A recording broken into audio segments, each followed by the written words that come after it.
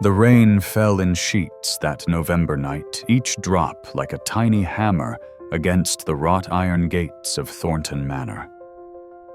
Beyond those gates, through windows that glowed with golden light, silhouettes of elegantly dressed figures moved like shadows in a dream. Crystal chandeliers cast their radiance across marble floors.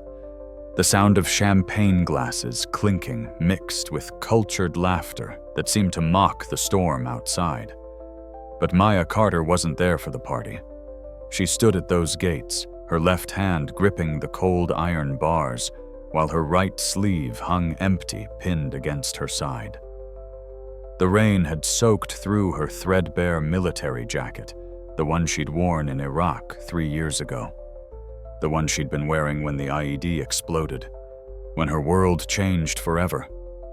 Her body trembled, not just from the cold that cut through to her bones, but from hunger. 3 days. That's how long it had been since her last meal. A half-eaten sandwich she'd found behind a diner on 5th Street. Her stomach had long stopped growling. Now it just ached with a hollow emptiness that matched the void in her soul. Through the rain-blurred gates, she could see it. In the corner of the grand ballroom, positioned like a jewel in a crown, a Steinway grand piano. Black and gleaming. Magnificent. It called to her the way water calls to someone dying of thirst. Maya's left hand reached up, pressing against the intercom button. Her finger shook so badly it took 3 tries. A voice crackled through the speaker. Sharp, annoyed. Deliveries are handled at the service entrance. I'm not delivering anything. Maya's voice came out hoarse, barely above a whisper. She cleared her throat, tried again. Please, I need one chance. Ma'am, this is a private event. You need to leave the premises. Wait. The desperation in Maya's voice cut through the rain. I can play. The piano. I see it in there. Please, just let me play one song and I'll leave. I just need somewhere warm tonight. Just tonight. There was silence, then cruel laughter from the security guard. You want to play piano, lady? You're missing an arm. How exactly do you plan to do that? Maya's jaw clenched. She'd heard variations of that question 1,000 times since the explosion. From doctors, from VA counselors, from the family members who'd slowly stopped visiting, from herself in the darkest hours of the night. Please, she whispered again. Just one chance. That's all I'm asking. The intercom went dead. Maya stood there in the rain, her hand still on the gate, watching the party continue without her. Watching the beautiful people in their beautiful clothes, living their beautiful lives. And for a moment she wondered if this was it. If this was how her story ended. Alone. Forgotten. Invisible. But then something happened that would change everything. In Thornton Manor, the charity gala was in full swing. The event had been months in the planning, an evening dedicated to supporting our veterans, as the elegant invitations had proclaimed. The irony would soon become apparent. Richard Thornton stood at the center of the ballroom, a crystal glass of 50-year-old scotch in his hand. At 62, he cut an impressive figure. Silver hair perfectly styled. A custom Armani tuxedo that cost more than most people earned in 6 months. His smile was practiced professional, the smile of a man who'd built a tech empire worth $3 billion through calculated risks and ruthless business decisions. Around him, the elite of the city had gathered. CEOs, politicians, old money families whose wealth stretched back generations. They'd each paid $10,000 for the privilege of attending this evening. The funds Richard had announced earlier would go toward veteran housing initiatives. Ladies and gentlemen, Richard's voice carried across the room with the confidence of someone accustomed to being heard. Tonight we gather not just as individuals of means, but as citizens with a responsibility. Our veterans have given us freedom. The least we can do is give back. Applause rippled through the crowd. Polite, measured. The kind of applause that costs nothing but sounds generous. Richard's wife, Amanda, stood beside him. Her dress was a shimmering silver creation that probably cost more than the annual salary of most of the veterans they were supposedly helping. Her smile matched her husband's. Perfect, practiced, empty. Richard has always been passionate about giving back. Amanda told a cluster of society women near the piano. It's one of the things I admire most about him. In the corner of the room, almost invisible, despite being surrounded by wealth, Grace Williams refilled champagne glasses. At 58, Grace had worked as a maid for the Thornton family for over 20 years. Her uniform was crisp and white, her movements efficient and nearly silent. She was part of the background, the help, invisible in the way that servants often become to the wealthy. But Grace saw everything. She'd seen Richard fire employees without severance during company restructuring, seen Amanda send back perfectly good meals because the garnish wasn't arranged correctly, seen their daughter cut off her college roommate for having the wrong last name. Grace had learned long ago that charity galas like this one had little to do with actual charity. They were networking events, tax write-offs, performances of virtue that required an audience. Grace moved through the crowd, her tray balanced perfectly, when she noticed something through the large French windows. A figure at the gate. Someone in the rain. Her heart clenched. She knew that stance. That desperation. She'd seen it before at the shelter where she volunteered every Tuesday. The shelter that Richard Thornton had never once visited, despite donating money to it for the tax benefits. Grace made her way to the security station near the entrance. Marcus, the head of security, was a bull of a man who took his job far too seriously. Marcus, Grace said quietly. "There's someone at the gate. Yeah, some homeless woman. Wanted to play the piano." He snorted. "Can you believe it? Missing an arm, too. Like she could play anything." Grace's eyes narrowed. "Did you let her in?" "Of course not. This is a private event, Grace. You know that." Grace looked back toward the windows, toward that figure still standing in the rain. Something in her chest twisted. She thought of her own son, Terrence. He'd served 2 tours in Afghanistan. Came back different. Quieter. Haunted. He'd tried to adjust, tried to find his way back to normal life. But normal life doesn't wait for broken soldiers. He'd lost his job, his apartment, his hope. Grace had found him 3 months ago living under a bridge on the east side. She'd brought him home, helped him get into a VA program.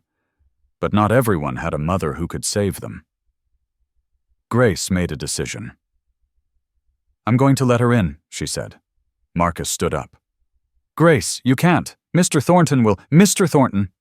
Grace interrupted, her voice steel-wrapped in silk. "Won't even notice. And if he does, you can tell him it was my call. Fire me if you want. But I'm letting her in." She didn't wait for his response.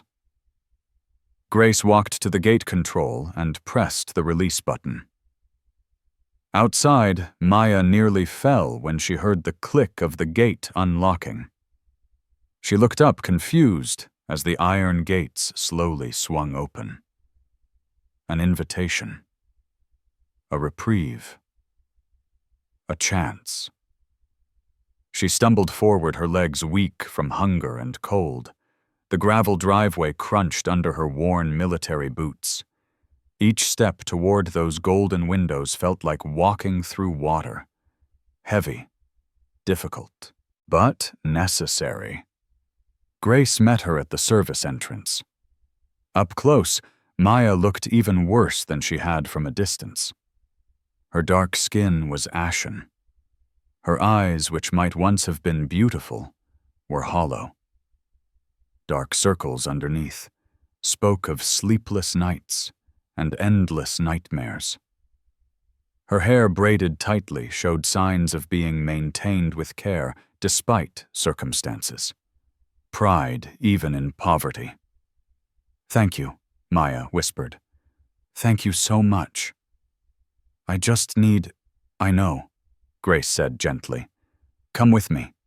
But stay quiet. Let me handle this." She led Maya through the service corridors, past the kitchen, where caterers worked, past storage rooms, filled with enough food and wine to feed 100 homeless shelters. Finally, they emerged into a hallway that led to the ballroom. The warmth hit Maya like a physical force. After hours in the cold rain, the heated air felt thick, suffocating, overwhelming. She swayed slightly. Easy Grace steadied her. "When's the last time you ate?" "I'm fine," Maya lied. Her pride, battered as it was, wouldn't let her admit the full extent of her need. They reached the entrance to the ballroom. Grace paused. "Whatever happens in there, stand tall. You hear me? You've got nothing to be ashamed of." Maya nodded, though she didn't quite believe it. Grace pushed open the door. The reaction was immediate. Conversation stopped mid-sentence. Heads turned. Eyes widened. A homeless woman dripping wet, missing an arm, standing in the doorway of their exclusive event. It was like a stain appearing on white silk. Amanda Thornton's voice cut through the silence. "What is the meaning of this?" Richard turned, his expression shifting from surprise to displeasure to cold calculation. He handed his drink to a nearby waiter and strode toward them, his shoes clicking sharply against the marble floor. "Grace." His voice was controlled, but there was an edge to it. "What is this?" Before Grace could answer, Maya stepped forward. She met Richard's eyes. In them she saw what she'd seen in so many eyes over the past 3 years. Disgust. Pity. The particular discomfort wealthy people feel when confronted with poverty they'd rather pretend doesn't exist. Sir Maya's voice was stronger now. Steadier. "My name is Maya Carter. I'm a veteran. I served in Iraq, and I'm asking for one chance. Just one. Let me play that piano. One song. If you don't like it, I'll leave." "If you do?" She faltered, her pride warring with her desperation. "If you do, maybe I could just stay until the storm passes. That's all I'm asking." The ballroom was silent. 200 people watching, waiting to see how this disruption to their evening would be handled. Richard looked at Maya. Really looked at her.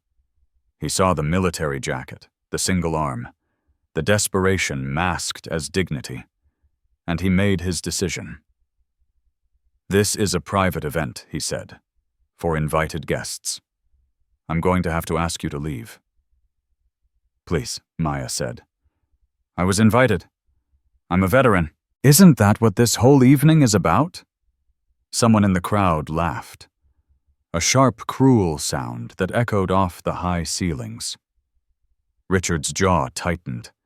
He didn't like being challenged, especially not in front of his peers. "Security." "Wait!" a voice called out. Everyone turned. Detective James Carter stood near the bar, his police dress uniform marking him as one of tonight's guests. At 45, Carter had served 15 years with the force after returning from 2 tours in Iraq. He'd seen enough suffering to recognize it in others.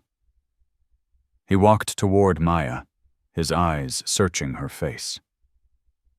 There was something familiar about her, something he couldn't quite place. "Ma'am," he said gently. You said you're a veteran. Maya nodded. 3rd Infantry Division, deployed to Iraq in 2021. Carter's expression shifted. 2021. Were you at FOB Delta? Yes, sir. Something passed across Carter's face. Recognition. Memory. Pain. What unit? 1st Battalion, 15th Infantry Regiment. Carter went very still. You knew Marcus Carter. Maya's eyes filled with tears. The first emotion she'd allowed herself to show. He was my brother. The silence in the ballroom was deafening. Carter reached out, steadying himself against a nearby chair. Marcus Carter. His best friend. His brother in arms. The man who'd died pulling Carter out of an ambush. The man whose face still appeared in Carter's nightmares. I didn't know Marcus had a sister, Carter said quietly. We were half-siblings. Different last names. Same father. Maya's voice cracked. When Marcus died, I was already deployed. By the time I got back for the funeral, everything was different. My mother had passed. The family house was gone. I had nowhere to go. No one left. Amanda Thornton's voice cut through the moment like a knife. This is all very touching, but it doesn't change the fact that she's disrupting our event. Richard handled this. Richard looked torn. On one hand, this woman was clearly suffering. A veteran. Someone who'd served. Someone his charity was supposedly supporting. On the other hand, she was disrupting his carefully orchestrated evening, making his guests uncomfortable, making him look bad. His business instincts won. I'll tell you what Richard said, and there was something in his tone, something condescending, something cruel masked as kindness. You want to play the piano? Fine. Play. Let's see what you can do with one arm. If it's good, if it's actually good, then maybe we can talk about getting you some help. But if it's not, he let the threat hang in the air. Around the ballroom, people shifted. Some looked uncomfortable. Most looked intrigued. This had become entertainment. A spectacle. The homeless veteran performing for her supper like a trained animal. Maya's jaw clenched. Every fiber of her being wanted to tell them all what they could do with their charity. But the cold was still in her bones. Her stomach still ached with hunger, and that piano, that beautiful piano, was calling to her. Okay, she said simply. Grace squeezed her shoulder. You don't have to do this. Yes, Maya said quietly. I do. She walked across the ballroom toward the Steinway. Every eye in the room followed her. She could hear whispers. Phones being pulled out. Someone was already live streaming this, she realized. By morning, this moment would be everywhere. Homeless veteran humiliates herself at charity gala. The headline wrote itself. Let them watch, she thought. Let them all watch. Maya reached the piano bench and sat down slowly. The leather was smooth, expensive. It had been 3 years since she'd sat at a proper piano. 3 years since the explosion. 3 years since she'd lost not just her arm, but her entire identity. She looked down at the keys. 88 of them gleaming black and white. Once she would have placed both hands on them, would have felt the perfect balance of weight and response. Now only her left hand remained, but that hand remembered. Behind her, someone laughed. This should be interesting. Someone else, I give her 30 seconds before she gives up. Amanda Thornton, voice dripping with false concern. Should someone call a doctor? She looks ill. Maya closed her eyes, shut them all out. In the darkness behind her eyelids, she went somewhere else. Somewhere far from this ballroom, far from these people with their judgments and their cruelty. She went home. Maya's left hand found the keys. The The first note rang out across the ballroom like a bell. Clear, perfect. A single tone that seemed to carry weight beyond its sound. Then the second note. And the third. She was playing Chopin's Nocturne in E-flat major op. 9, number 2. A piece written for 2 hands.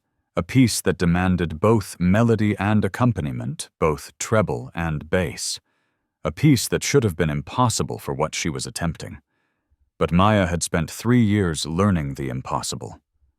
Her left hand moved across the keys with a fluidity that defied logic. It played melody, then jumped to bass notes, then back to melody so quickly the transitions became seamless. Her fingers adapted and stretched, covering octaves that should have been unreachable. She'd trained her hand to do the work of 2 spending countless hours at public pianos in church basements, anywhere she could find an instrument. The technique was called hand independence transcription. She'd learned it from videos on library computers, teaching herself to rearrange complex pieces for a single hand. It required perfect memorization, flawless timing, and a level of musical understanding that went beyond mere technical skill. In the ballroom, the laughter died. The first to stop smiling was a woman named Patricia Vanderbilt, old money society queen. She'd studied piano as a child, enough to recognize what she was hearing. Her eyes widened. This wasn't just competent playing.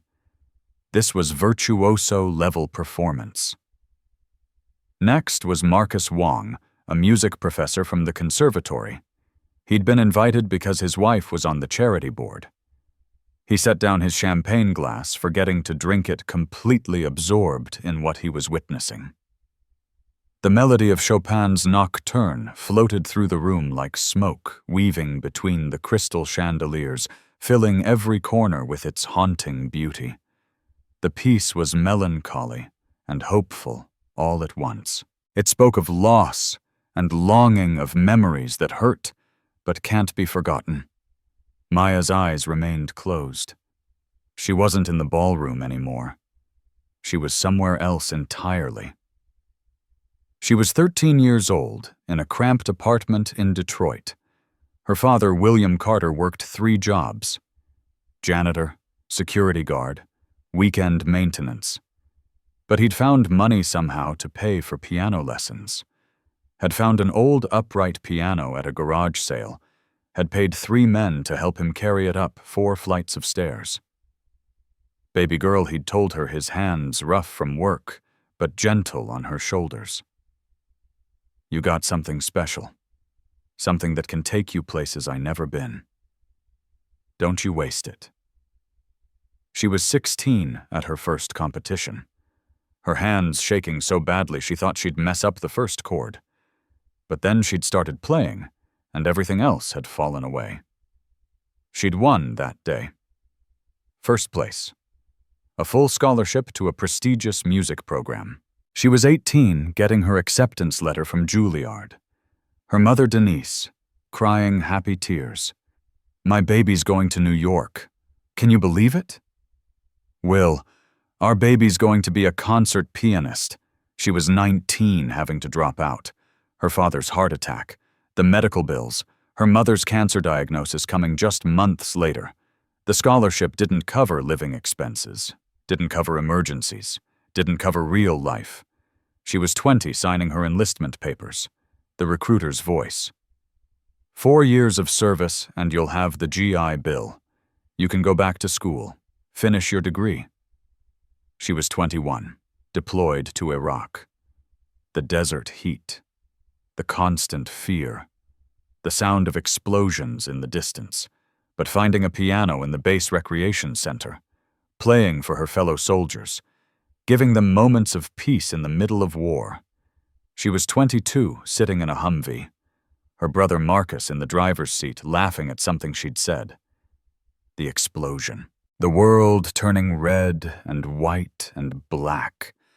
The smell of burning metal. The screaming. Her own voice screaming. The realization that her right arm was gone. Just gone. In the ballroom, the melody shifted. Maya's hand moved into the more complex middle section of the nocturne. The notes came faster now, more intricate. Her fingers danced across the keys with precision that seemed almost inhuman. Richard Thornton stood frozen, his drink forgotten in his hand. He'd expected novelty. Maybe pity entertainment. Something he could dismiss with a patronizing smile and a check for a few $100s. He hadn't expected this. Amanda had stopped pretending to look bored. Her perfectly applied makeup couldn't hide the crack in her facade. She was watching Maya with something that might have been recognition. As if seeing perhaps for the first time an actual person instead of a problem to be dealt with. Detective Carter had moved closer, standing near the piano now. Tears ran down his face, unchecked. He was remembering Marcus, his friend, his brother, the man who'd saved his life and paid for it with his own. He'd promised Marcus in that final moment, as they waited for the medics, that he'd look after Marcus's family. But he'd failed. He hadn't known about Maya, hadn't known there was a sister, and she'd been out here suffering while he'd moved on with his life. Grace Williams stood in the back of the room, her hand pressed to her mouth. She'd known. From the moment she'd seen Maya at the gate, she'd known this woman was special. Not because of her circumstances, but in spite of them. Because she'd maintained her dignity, her pride, her humanity. The music continued to build. Maya's hand moved with increasing speed and power. She was pouring everything into this performance. Every loss, every night sleeping in doorways, every meal skipped, every moment of cold and hunger and despair, but also every memory of joy, every moment of love from her parents, every dream she'd once held. The nocturne approached its climax. The melody soared, reaching toward something transcendent, something beyond mere notes on a page. And in that moment, something shifted in the ballroom. It was subtle at first, a phone being slowly lowered, a judgmental expression softening, a hardened heart beginning to crack. The music was doing what music has always done. It was making them feel, making them remember what it means to be human, to suffer, to hope, to endure. A young woman named Jennifer, a corporate lawyer who'd paid $10,000 for her ticket, mostly for the networking opportunities, found herself crying. She didn't know why. Didn't understand this sudden, overwhelming emotion. She'd built her career on being tough, unemotional, rational, but this music was reaching past all her defenses. An older man named Harold, a retired investment banker, remembered his own father. A World War II veteran who'd come home from the Pacific changed, who'd struggled with what they didn't yet call PTSD, who'd worked himself into an early grave trying to provide for his family. Harold hadn't thought about his father in years, had pushed away those memories as unprofitable, uncomfortable. But here they were flooding back. The nocturne moved into its final section. Softer now, more delicate, like a whisper or a prayer. Maya's hand slowed, playing the final phrases with such tenderness it was almost painful to hear. Each note was perfect. Not technically perfect, though they were that too, but emotionally perfect. Honest. True. The last note rang out and slowly faded into silence. Maya sat perfectly still, her hand resting on the keys, her eyes still closed. The ballroom was silent, not the uncomfortable silence from before when she'd first walked in. This was different. This was the silence of awe, of shock, of people confronting something they didn't expect and don't quite know how to process. 10 seconds passed. Then 20. The silence stretched, became unbearable. And then from the back of the room, Grace Williams began to clap. Slowly, deliberately. Each clap echoing in the vast space. One by one, others joined. Detective Carter, the music professor, Patricia Vanderbilt, Jennifer the lawyer, Harold the banker. The applause built, growing louder and more enthusiastic, until the entire ballroom was standing, clapping, some people cheering. Maya opened her eyes. She looked out at the crowd, at these wealthy strangers now applauding her, and felt nothing. No triumph, no satisfaction, just exhaustion.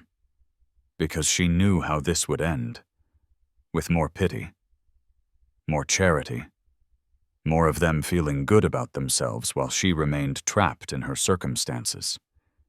She stood up from the piano bench, swaying slightly. Richard Thornton stepped forward, his face a mixture of emotions he seemed unable to reconcile. I don't even know what to say. That was extraordinary. Maya met his eyes. Can I stay until the storm passes? The question hung in the air. After everything, after that performance, she was still just asking for shelter from the rain. Richard opened his mouth to answer, but Amanda interrupted. Her voice had changed. Softer now, less sharp. You're not just staying until the storm passes, you're staying for dinner. At least. Maya's pride warred with her hunger. Pride lost. Thank you, she whispered. They sat Maya at a table near the French windows, far from the main crowd, but not completely isolated. Grace brought her a plate of food. Salmon, roasted vegetables, potatoes in some kind of cream sauce, the kind of meal Maya hadn't seen in years. She forced herself to eat slowly. Her stomach had shrunk from malnutrition. Eating too quickly would make her sick. But every instinct screamed at her to devour it, to eat as much as possible while the opportunity existed. Detective Carter pulled up a chair across from her. Up close, she could see the resemblance to her brother. The same intensity in his eyes. The same way of holding tension in his shoulders. Marcus talked about you, Carter said quietly. Not by name.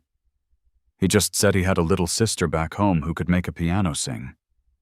He was so proud of you. Maya's throat tightened.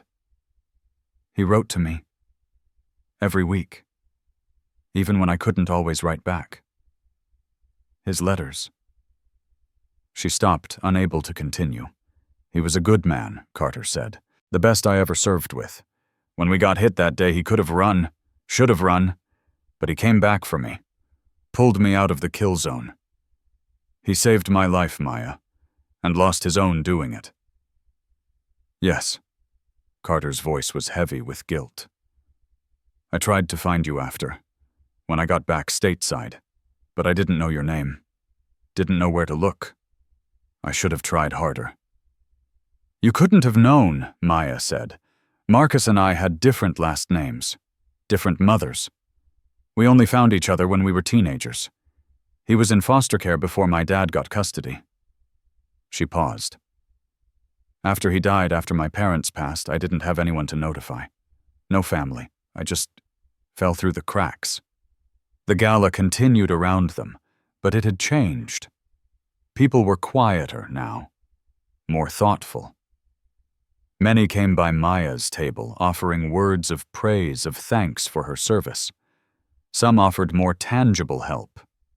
Business cards, phone numbers, promises of job opportunities and housing assistance. Maya accepted them all with quiet gratitude, knowing that most of these promises would evaporate in the morning light. People felt generous when they were moved, but feelings fade. A little girl approached the table no more than 8 years old. She had a beautiful drawing in her hands. a piano surrounded by musical notes that floated like butterflies. "I made this for you," the girl said shyly. "You play really pretty." Maya took the drawing, her hand shaking. "Thank you. This is beautiful.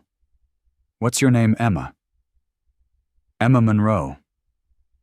Behind Emma stood a man in his late 30s wearing a janitor's uniform. He had kind eyes and calloused hands. "David Monroe." "I'm sorry," David said to Maya. Emma insisted on coming over. "We should let you eat in peace." But Maya was staring at him. At his face. At his eyes. "I know you," she said slowly. "The shelter, St. Michael's. You were there 6 months ago." David's expression confirmed it. "You remember. You talked me down," Maya said, her voice barely audible. "I was on the roof.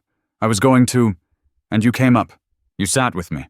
You told me about Emma, about losing your wife, about how hard it was to keep going. You saved my life that night. The ballroom seemed to fade away. There was just this moment, this recognition, this connection between two people who'd both stood at the edge and somehow found reasons to step back." "I didn't know if you'd made it," David said, his voice rough with emotion. "I went back the next day to check on you, but you were gone. I've thought about you every day since, wondered if you were okay." Emma looked between them, sensing something important, but not understanding it. "Daddy says we have to help people when we can, because somebody helped us once." Maya reached out and took Emma's hand. "Your daddy is a very wise man." Richard Thornton had been watching this exchange from across the room. Something about it made him uncomfortable. Not in a bad way, bad, in the way that truth makes liars uncomfortable. The way genuine emotion makes performative charity feel hollow. He thought about his father, Jonathan Thornton, a man Richard rarely let himself remember. Jonathan had been a factory worker in Pittsburgh, had served in Vietnam, came back, changed, struggling. The factory closed. Jonathan couldn't find work. The family lost their house. They'd been homeless for 6 months when Richard was 8 years old. Richard remembered sleeping in the car, remembered hunger, remembered his father's shame. The way Jonathan had tried to hide their situation from Richard's school, the way he'd refused charity because it felt like failure. They'd gotten back on their feet eventually. Jonathan got a job at a tech startup in its early days. The company went public. Suddenly they had stock options, money, a future. Jonathan made sure Richard got the best education, the best opportunities, everything he'd never had. And Richard had taken those opportunities and run with them, built his own company, made his billions. But somewhere along the way he'd forgotten where he came from, forgotten what it felt like to be powerless, forgotten his father's lesson that anyone at all, could be one tragedy away from losing everything. He'd built this empire partly to honor his father's memory. But had he really honored it? Or had he just used it as justification for his own success while keeping himself comfortably distanced from the realities of suffering? Amanda touched his arm. "Are you okay?" Richard looked at his wife. Really looked at her. When had they stopped being partners and become accessories to each other's images? When had their marriage become another business arrangement, something to maintain for appearances? "No," he said, honestly. "I don't think I am." Across the room, the music professor Marcus Wong was talking animatedly with several other guests. "Do you understand what we just witnessed? That level of adaptation of technical mastery with a single hand. It's extraordinary. I've been teaching for 20 years and I've never heard anything like it. She should be performing at Carnegie Hall, not playing for scraps at a charity gala," someone else said. "She should be teaching. That kind of talent, that kind of perseverance. Students need to see that." need to understand that music isn't just about having perfect technique with perfect circumstances. These conversations rippled through the ballroom. Maya's performance had cracked something open, made people think about their own privilege, their own judgments, their own blindness to suffering that existed just outside their gilded doors. But Maya herself was starting to crash. The adrenaline that had carried her through the performance was wearing off. The food in her stomach felt heavy. Her body, pushed past its limits for so long, was demanding rest. Black spots danced at the edges of her vision. Grace noticed first. She was at Maya's side in seconds. "You need to lie down." "I'm fine," Maya said automatically. But her voice slurred slightly. "No, you're not. When's the last time you really slept? In a real bed?" Maya couldn't remember. Months longer. "Come on," Grace said firmly. "There are guest rooms upstairs. You're going to rest." "I should leave," Maya said, trying to stand. Her legs buckled.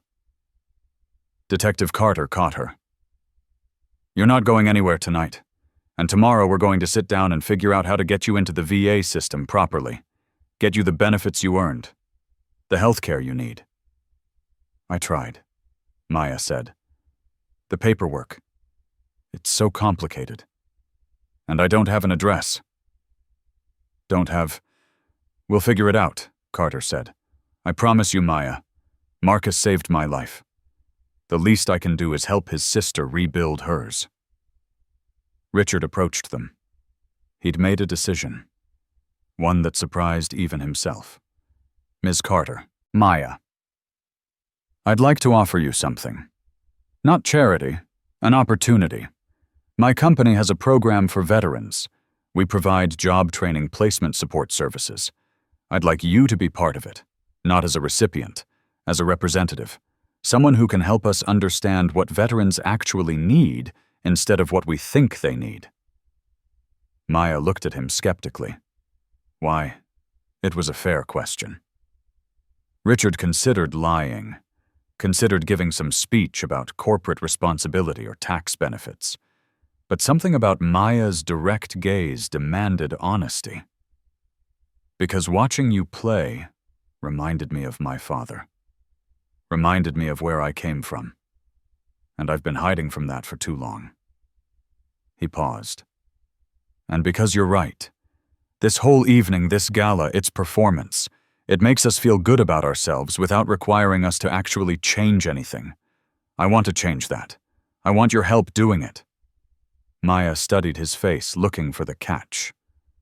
There had to be a catch. People like Richard Thornton didn't suddenly become altruistic because of one piano performance. But she was tired. So tired. And maybe, just maybe, this was a genuine offer. Even if it wasn't, even if it all fell apart tomorrow, tonight she had food in her stomach and the promise of a warm bed. "Okay," she said. "But I have conditions." Richard raised an eyebrow. "Such as, whatever program you set up, it has to help everyone. Not just the veterans who look good in press releases, not just the ones who are easy to help. Everyone. The addicts, the ones with PTSD, the ones who can't hold it together. Those are the ones who need it most." "Agreed," Richard said immediately. "And I want Grace involved.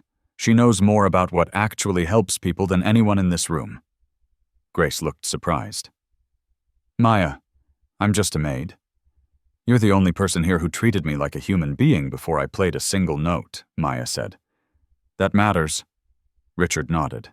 "Grace, if you're willing, I'd like you to head up the Veteran Outreach Program. Full-time position. Significant raise. Whatever you need to make this work." Grace's eyes widened. 20 years she'd worked for the Thorntons. 20 years of being invisible. And now this. "I accept," she said. Amanda was watching this exchange with an expression that was hard to read. Finally, she spoke. "I'd like to help too. With the housing component. I used to volunteer, before we got so caught up in all of this." She gestured around at the wealthy crowd. I'd forgotten what it felt like to actually make a difference. The conversation continued, plans being made, ideas being formed, but Maya was fading fast. The room tilted slightly. Upstairs, Grace said firmly, "Now, before you collapse." They helped Maya up the grand staircase, past oil paintings of Thornton ancestors, past windows that looked out over the manicured gardens, to a guest room that was larger than any apartment Maya had ever lived in. The bed looked impossibly soft. Clean white sheets, thick comforter, pillows that looked like clouds. "There's a bathroom through there," Grace pointed. "Clean towels, robes, everything you need. I'll bring up some clothes that might fit. Try to get some rest." Maya stood in the doorway, overwhelmed. "Why are you doing this?" "Really?" Grace's expression softened. "My son is a veteran. 2 tours in Afghanistan. He came back broken. I almost lost him. Someone helped us when we needed it most. Someone saw past his circumstances to the person he was. I'm just paying it forward." After Grace left, Maya stood in the middle of the room for a long moment. Then she walked to the bathroom, looked at herself in the mirror for the first time in weeks. The person staring back was almost unrecognizable. Hollow cheeks, gaunt features, eyes that had seen too much. Her hair, despite her best efforts, was matted and dirty. Her skin was rough-weathered from living outside. She looked like a ghost, like someone who'd already died, but whose body hadn't gotten the message yet. Maya turned on the shower. The water came out hot and powerful. Steam filled the bathroom. She stood under the spray, fully clothed at first, too tired to undress. The water ran brown, washing away weeks of accumulated dirt and despair. Finally, she stripped off her clothes. The water pounded against her skin. It hurt. After so long being cold, the heat felt like needles, but it was a good hurt. A cleansing hurt. She stayed in the shower until the water ran cold.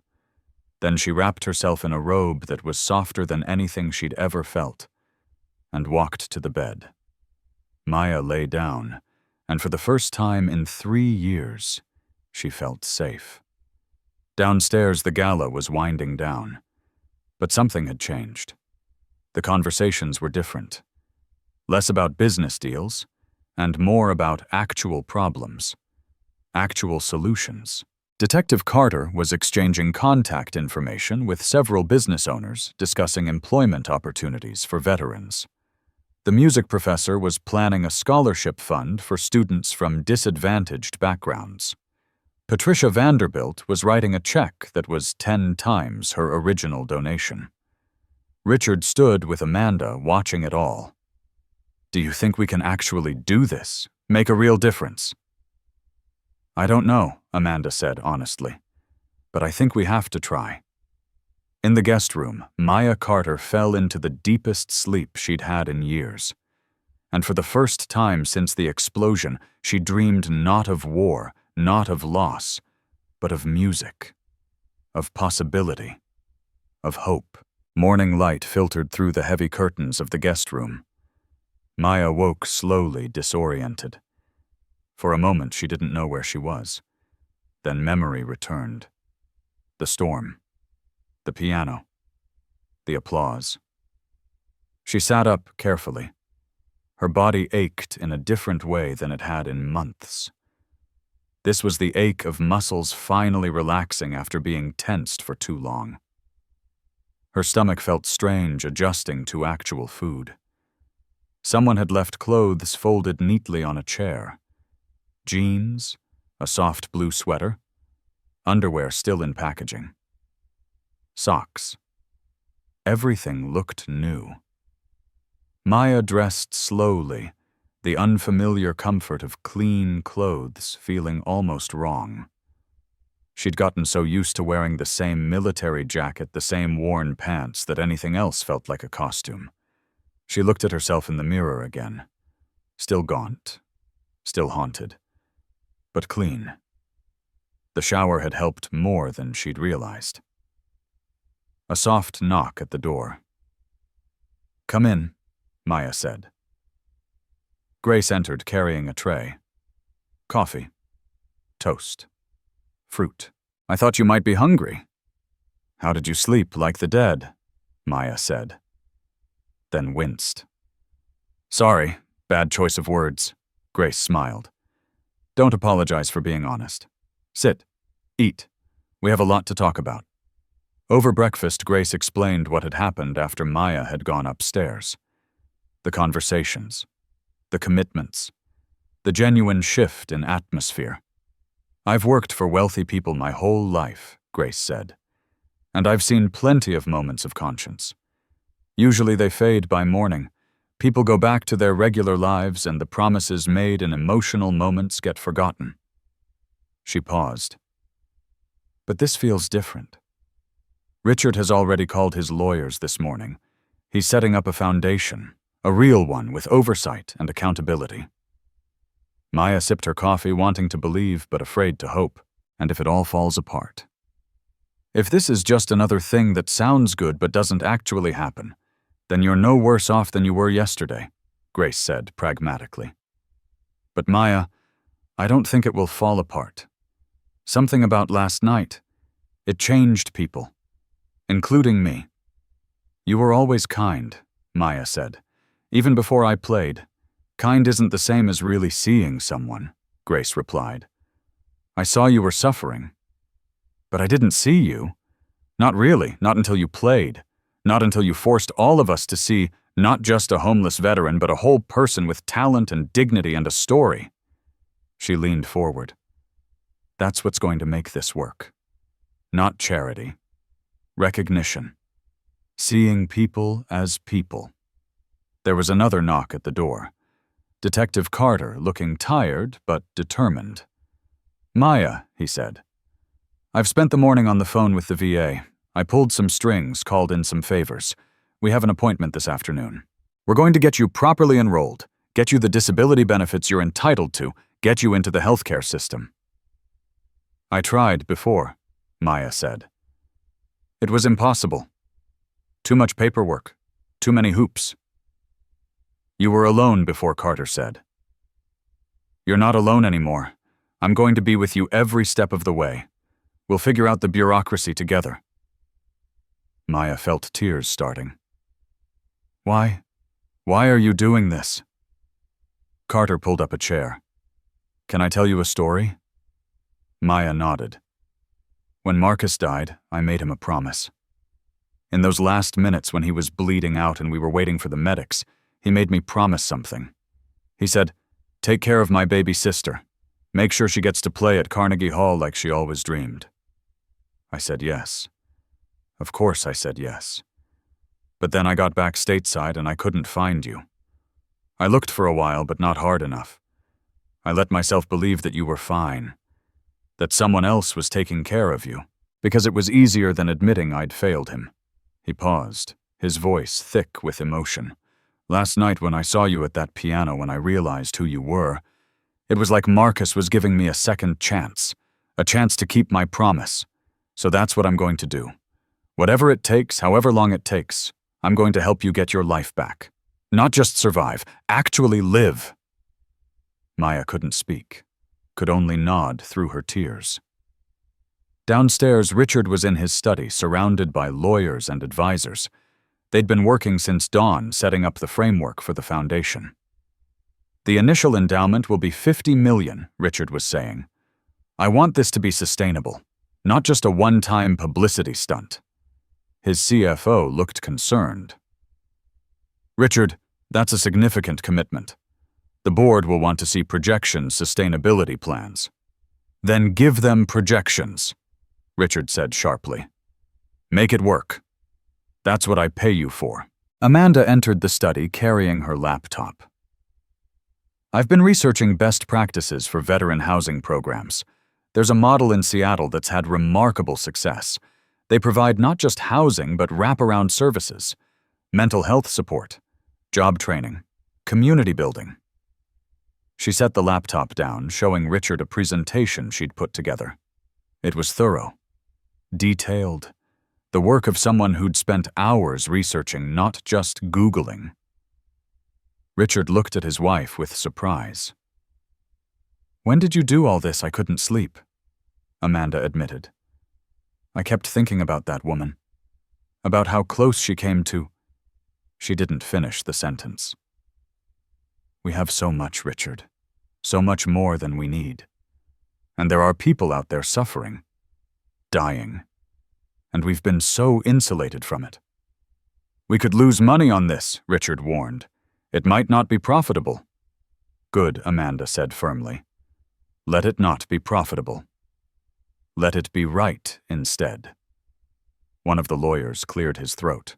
"There are significant tax implications to consider. If structured properly, this foundation could actually be beneficial to your overall financial picture." "I don't care about the tax implications," Richard said, and he meant it. Structure it however you need to. But the priority is impact. Actual measurable impact on veterans' lives. By noon, the framework was in place. The foundation would focus on 3 areas: housing, employment, and healthcare navigation. Grace would head the outreach program, working directly with veterans to understand their needs. Maya would be a consultant and spokesperson if she was willing. "But we do this quietly, at first," Richard insisted. "No press releases, no publicity stunts. We prove it works before we make noise about it." In the guest room, Maya was getting ready for the VA appointment when her phone buzzed. She'd charged it overnight for the first time in weeks. Messages started flooding in. Her performance had gone viral. Someone had live-streamed it. The video had been shared millions of times overnight. "Homeless veteran's stunning one-armed piano performance stops charity gala," read one headline. "Concert-level pianist reveals she's been living on streets," read another. Maya's hands shook as she scrolled through the comments. Most were supportive, praising her talent, expressing outrage at her circumstances. But some were cruel, probably fake. Staged for views. Why didn't she just get a job? Grace saw Maya's expression. "Don't read those. People who've never struggled think it's as easy as just trying harder." "They're not entirely wrong," Maya said quietly. "There were times I could have tried harder. Times I gave up." "Stop that," Grace said firmly. "You're a combat veteran with PTSD, physical disability, and no support system. You survived. That took more strength than most people will ever need in their entire lives." David Monroe appeared at the door, Emma holding his hand. "I hope we're not intruding. Emma wanted to bring you something." Emma held out a small, stuffed bear. "Daddy says everyone should have something to hug when they're sad. This is Mr. Buttons. He helped me when Mommy went to heaven. Maybe he can help you too." Maya took the bear, her vision blurring with tears. "Thank you, Emma. I'll take very good care of him." David looked at Maya seriously. "I meant what I said last night, about you saving my life. After Karen died, I didn't want to keep going, couldn't see the point. But Emma needed me, and that night on the roof at St. Michael's, talking to you, helping you, it reminded me why I was still here. We save each other. That's how this works." "I don't feel very saved," Maya admitted. "No," David agreed. "But you're here. You're still fighting. That's enough for today. Tomorrow you'll fight again. And eventually it gets a little easier. Not easy, but easier." The VA appointment that afternoon was a revelation. With Carter's help, navigating the bureaucracy that had seemed impossible before became merely difficult. They filled out forms, provided documentation, set up appointments with doctors and counselors. "You should have been receiving disability benefits for 3 years, the VA counselor said, reviewing Maya's file. There was a backlog, but this should have been processed. I'm so sorry you fell through the cracks." "How much?" Maya asked. "How much would I have received?" The counselor did some calculations. With your disability rating approximately $3,000 per month. So over 3 years, roughly $108,000. Maya felt dizzy. $108,000. Money that could have kept her housed, fed, stable, all that suffering that could have been avoided. "Can I get back pay?" she asked. "Yes. It will take some time to process, but you're entitled to it." Leaving the VA office. Maya couldn't quite process it. In a matter of hours, her circumstances had completely changed. She had money coming, benefits, health care, support. "It doesn't feel real," she told Carter. "It will," he assured her. "Give it time." They went to lunch at a small diner. Maya ordered chicken and waffles, childhood comfort food her mother used to make. The waitress was friendly, had no idea who Maya was, treated her like any other customer. It was wonderfully normal. "What do you want to do?" Carter asked. "I mean long term, if you could do anything." Maya thought about it. "I want to play, but not just perform. I want to teach. I want to help other people who think they can't do something because of their circumstances or their disabilities. I want to show them it's possible." "Then that's what you'll do," Carter said simply. That evening, back at Thornton Manor, Richard had organized a small gathering. Not another gala, just the key people who'd been affected by Maya's performance. Grace, David and Emma, Detective Carter, the music professor, a few others. "I wanted to share the foundation plans with all of you," Richard said, "because this isn't just my project. It's all of ours. Maya, you've already agreed to be involved, but I want to make sure you understand what we're asking." He laid out the vision. A comprehensive program that would provide housing, job training, mental health services, and community support for homeless veterans. Maya would be a consultant helping design programs that actually addressed veterans' needs. She'd also run a music therapy program teaching piano to veterans as a form of healing. "We'll provide space for a music studio," Richard continued. "Equipment, whatever you need. And Grace will coordinate with existing veteran service organizations to identify people who need help." "I have a question," Maya said. "What happens if this doesn't work?" "If we try and fail." "Then we learn from the failure and try something else," Richard said. "But we don't give up. That's the commitment I'm making. Not to succeed instantly, but to keep trying until we figure it out." Marcus Wong, the music professor, spoke up. "I'd like to offer something too. A scholarship fund at the conservatory for students from disadvantaged backgrounds. And Maya, I'd like you to be an artist in residence. Teach a class. Show students what real perseverance looks like." "I never finished my degree," Maya said. "I'm not qualified to teach at that level." "Your performance last night says otherwise," Wong replied.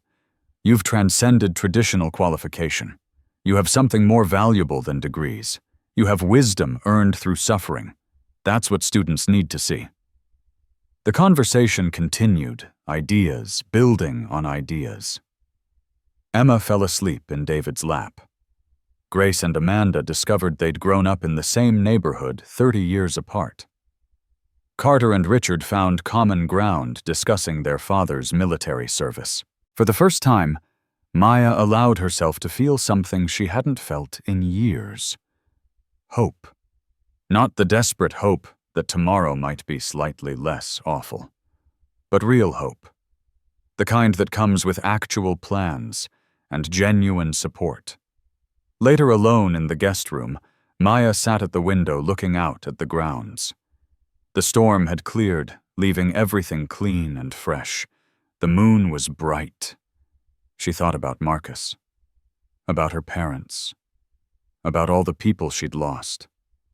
"I don't know if you can hear me," she whispered to them.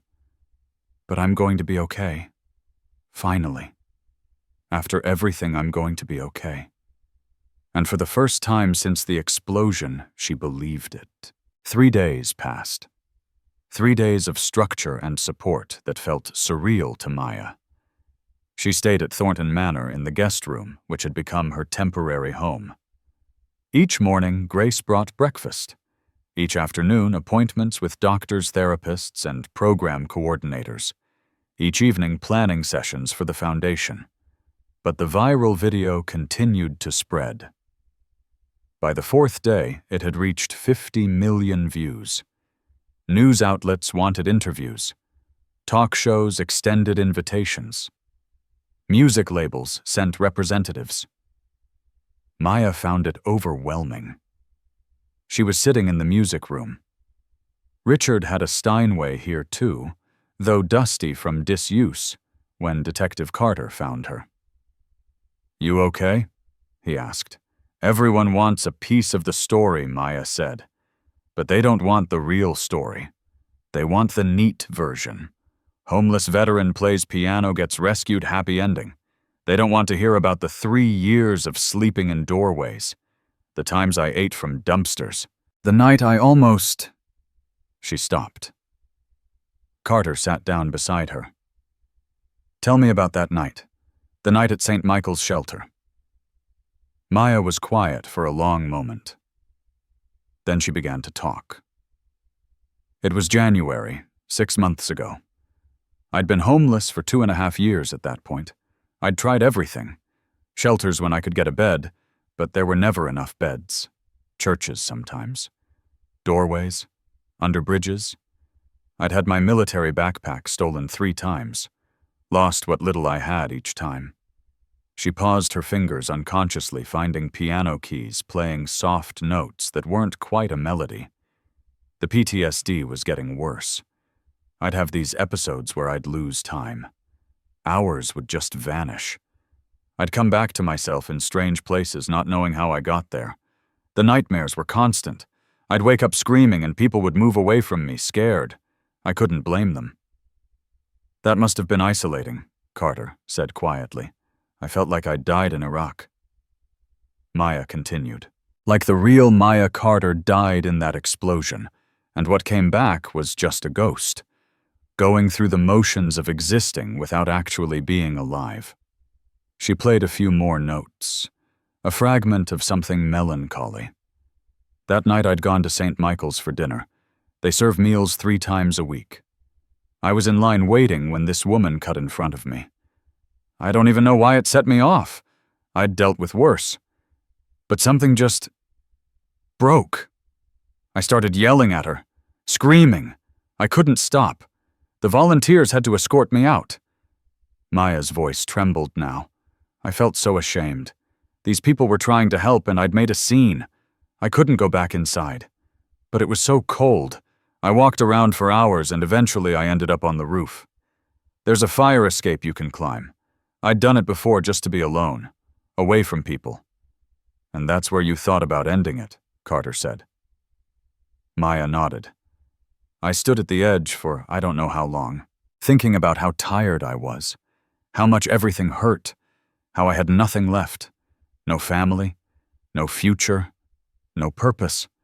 I thought about Marcus, about my parents, wondered if they'd be disappointed in me for giving up, or if they'd understand. But you didn't jump."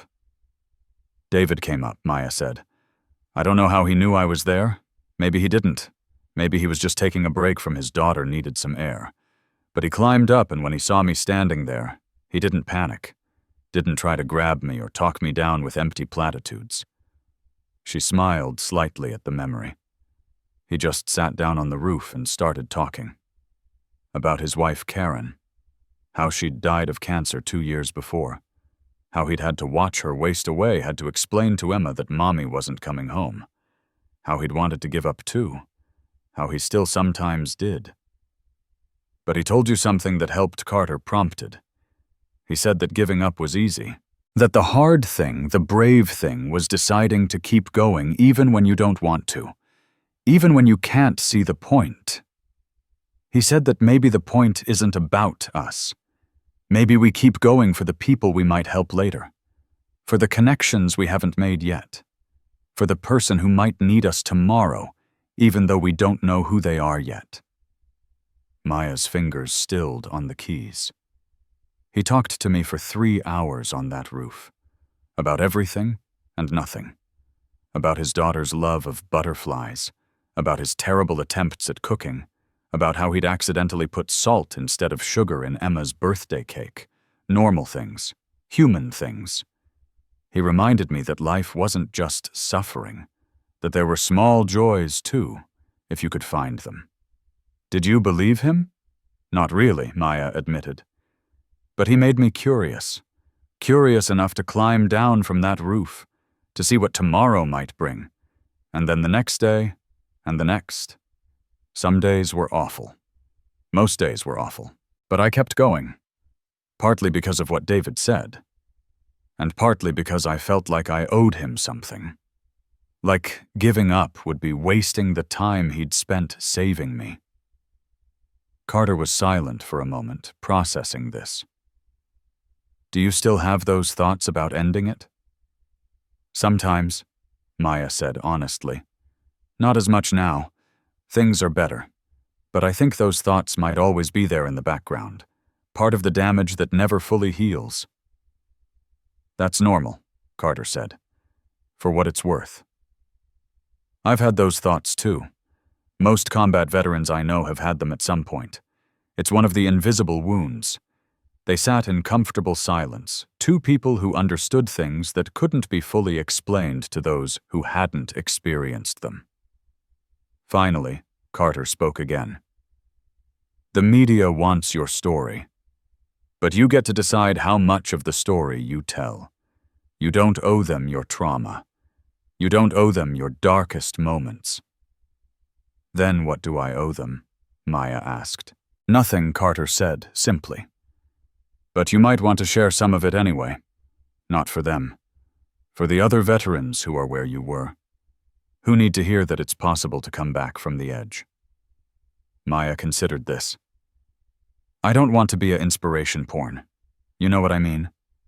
The look at this poor disabled veteran who overcame adversity story that makes able-bodied people feel good about themselves without actually changing anything. Then don't be that, Carter said. Be real. Be honest. Tell the hard parts. Make people uncomfortable. That's where real change starts. That evening, Maya agreed to do one interview with a local journalist who'd covered veteran issues for years, someone who understood the complexity and wouldn't sensationalize. The interview took place in the music room at Thornton Manor. Maya sat at the piano, her hand resting on the keys as she talked. She told the truth.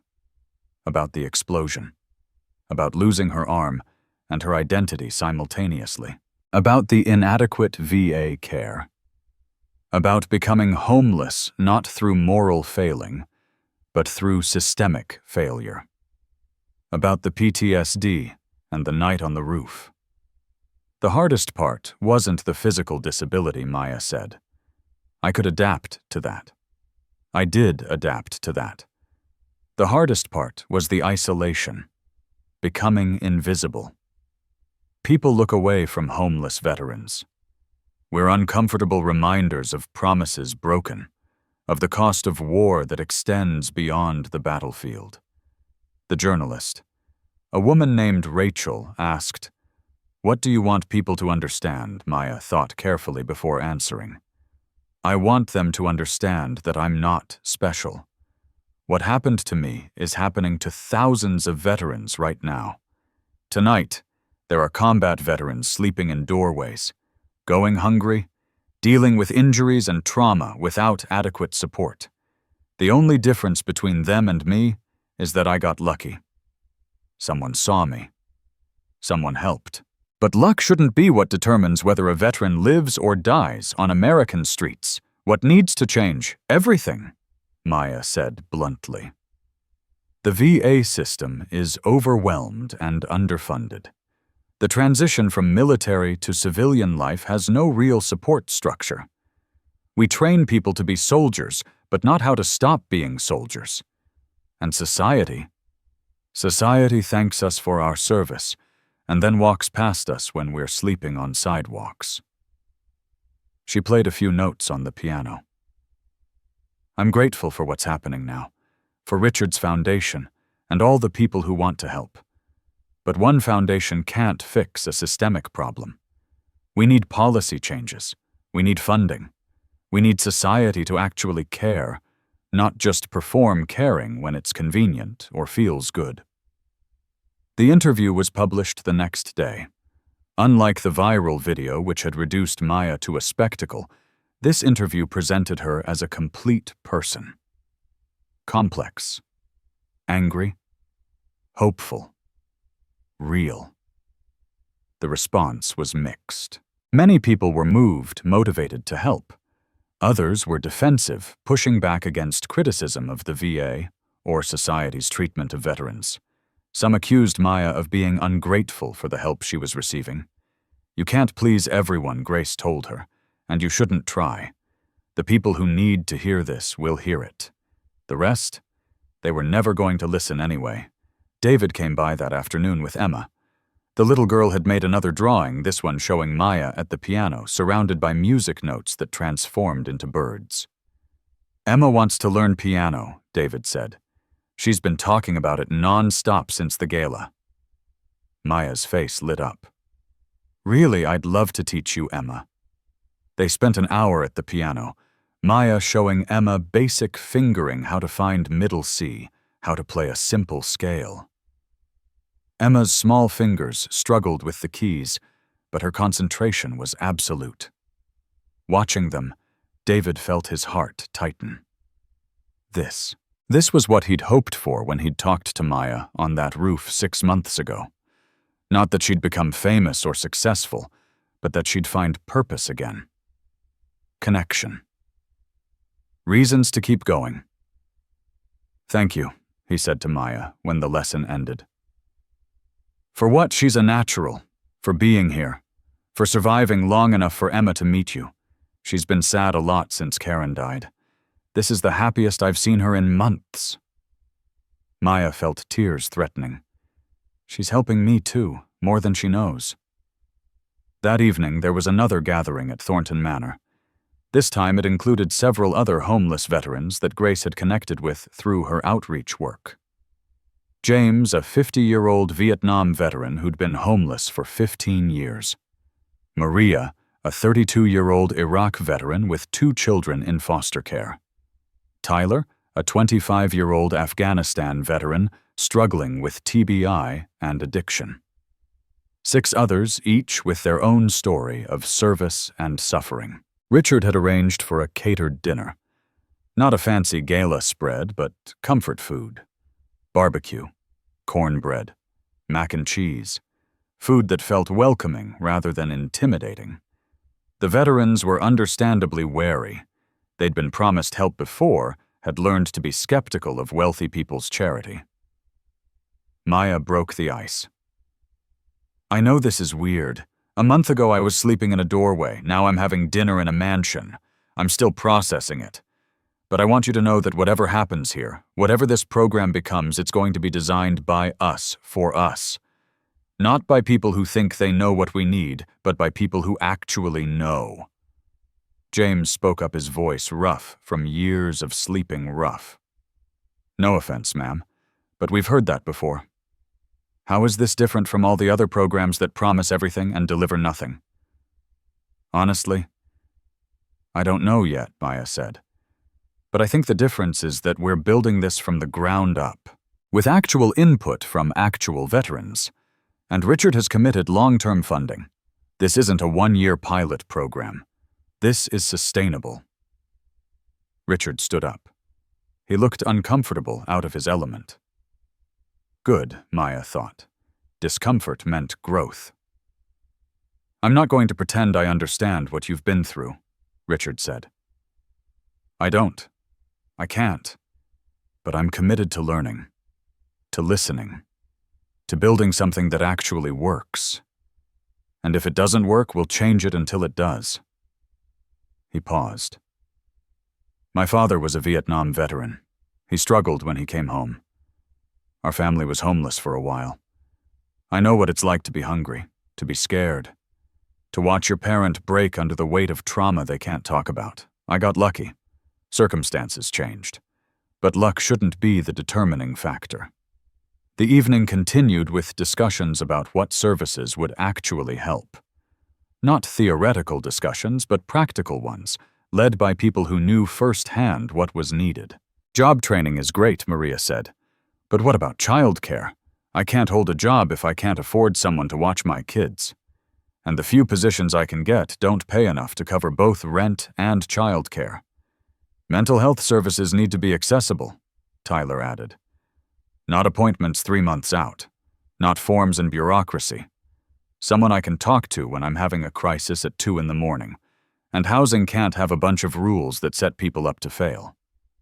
James said, "No drugs, no alcohol, be home by 10 p.m. I get it.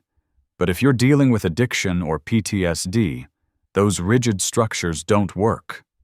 You end up back on the street." Grace was taking notes, building a comprehensive picture of what real support looked like. By the end of the evening, they had the outline of something revolutionary. A program that addressed not just surface needs, but root causes. That treated veterans as whole people with complex circumstances rather than problems to be solved. "We'll mess this up sometimes," Richard admitted. "We'll make mistakes. But we'll learn from them. And we'll keep trying." After the other veterans left, Maya sat with Detective Carter in the music room. "Do you think this can work?" she asked him. "I think it has a better chance than most programs," Carter said, "because it's being built by people who know what failure looks like, who've experienced the inadequacy of existing systems." "I'm scared," Maya admitted. "Scared of messing this up. Scared that I'm not qualified to be leading anything. Scared that it will all get taken away." Carter finished. "Yes. That's trauma talking," Carter said gently. "When you've lost everything, it's hard to trust that good things can last. But Maya, you're building something here. Not just for yourself, but for others. That has value beyond whether it makes you personally happy or successful." Maya played a few notes on the piano. The beginning of the piece she'd played at the gala. "Marcus would be proud of you," Carter said. "Of who you've become. Of what you're doing." "I don't know about that," Maya said. "I spent 3 years barely surviving. That's not exactly heroic." "You survived," Carter said firmly. "That's the heroic part. Everything else is just details." Later alone in her room, Maya looked at the business cards and phone numbers she'd collected. Opportunities. Connections. The building blocks of a life. She picked up Emma's drawing of the piano with birds, pinned it to the wall where she could see it. Then she opened her laptop and started writing. Not for publication, just for herself. Processing everything that had happened, everything she'd felt, everything she'd survived. The words came slowly at first, then faster. Pain and hope tangled together. Loss and possibility coexisting. She wrote until dawn, until her hand cramped and her eyes burned, and when she finally stopped, she had the beginning of something. Not just a memoir, a testimony, a witness to suffering that demanded to be seen. Outside, the sun rose over Thornton Manor. A new day, one of many to come. Maya closed her laptop and went to the window. The grounds were beautiful in the early light, gardens carefully maintained, everything in its place. She thought about the chaos of her life, the disorder, the way trauma had scattered her across broken pieces she was still trying to collect. But maybe that was okay. Maybe healing wasn't about putting everything back exactly as it was. Maybe it was about building something new from the pieces that remained. Maya smiled slightly. It wasn't a happy smile. It was the smile of someone who'd been through hell and somehow found their way back. The smile of a survivor. 6 weeks passed. 6 weeks of intensive planning, program development, and personal healing. The foundation was taking shape. Grace had identified 12 veterans who would be the first participants in the housing program.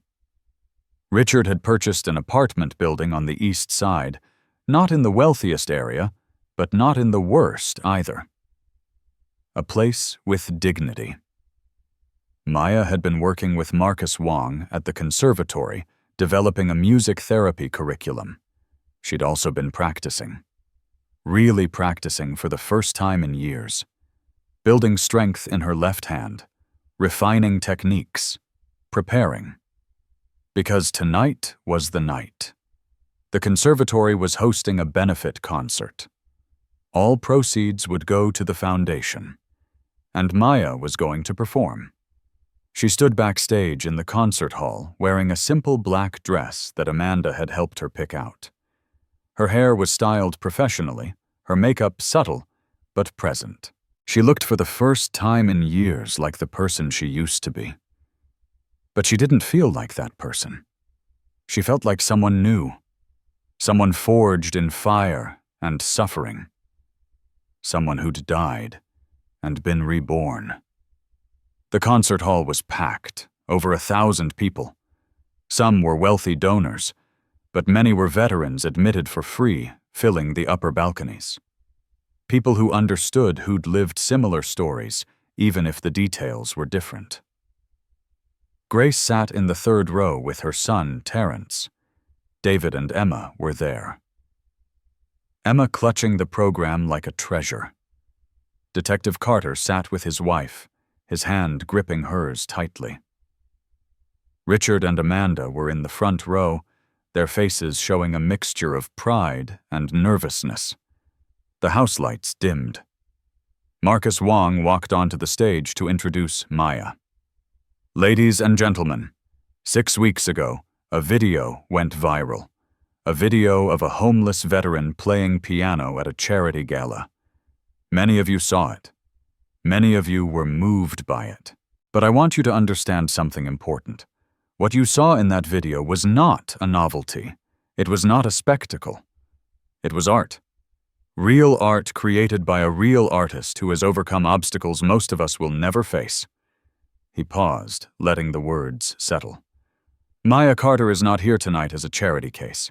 She's here as a concert pianist. Because that's what she is. That's what she's always been, even when the world couldn't see it. Even when she couldn't see it herself. Applause built, but Wong raised his hand. Before she performs, I want to share something Maya told me during our work together. She said that losing her arm taught her something profound.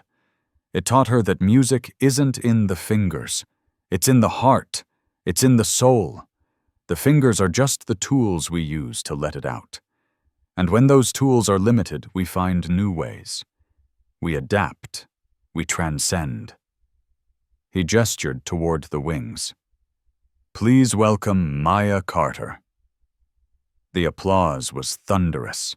Maya walked onto the stage, her left arm visible, her right sleeve pinned elegantly at the shoulder. She'd considered a prosthetic had been offered one, but had chosen not to wear it tonight. This performance would be her truth. All of it. She sat at the piano and adjusted the bench. Looked out at the audience. Saw Grace crying already. Saw Emma bouncing with excitement.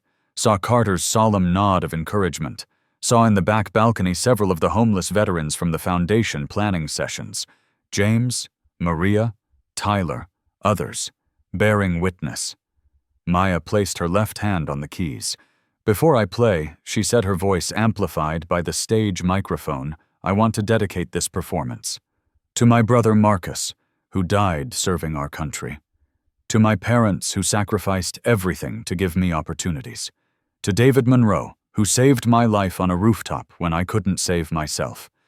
And to every veteran who's still fighting battles that nobody sees, this is for you.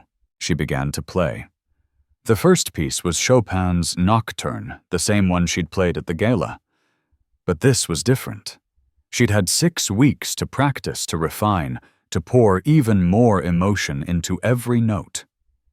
The melody sang out across the concert hall, beautiful and melancholy, speaking of loss and remembrance. The audience was completely silent, mesmerized. Maya moved through the piece with perfect control, her hand dancing across the keys.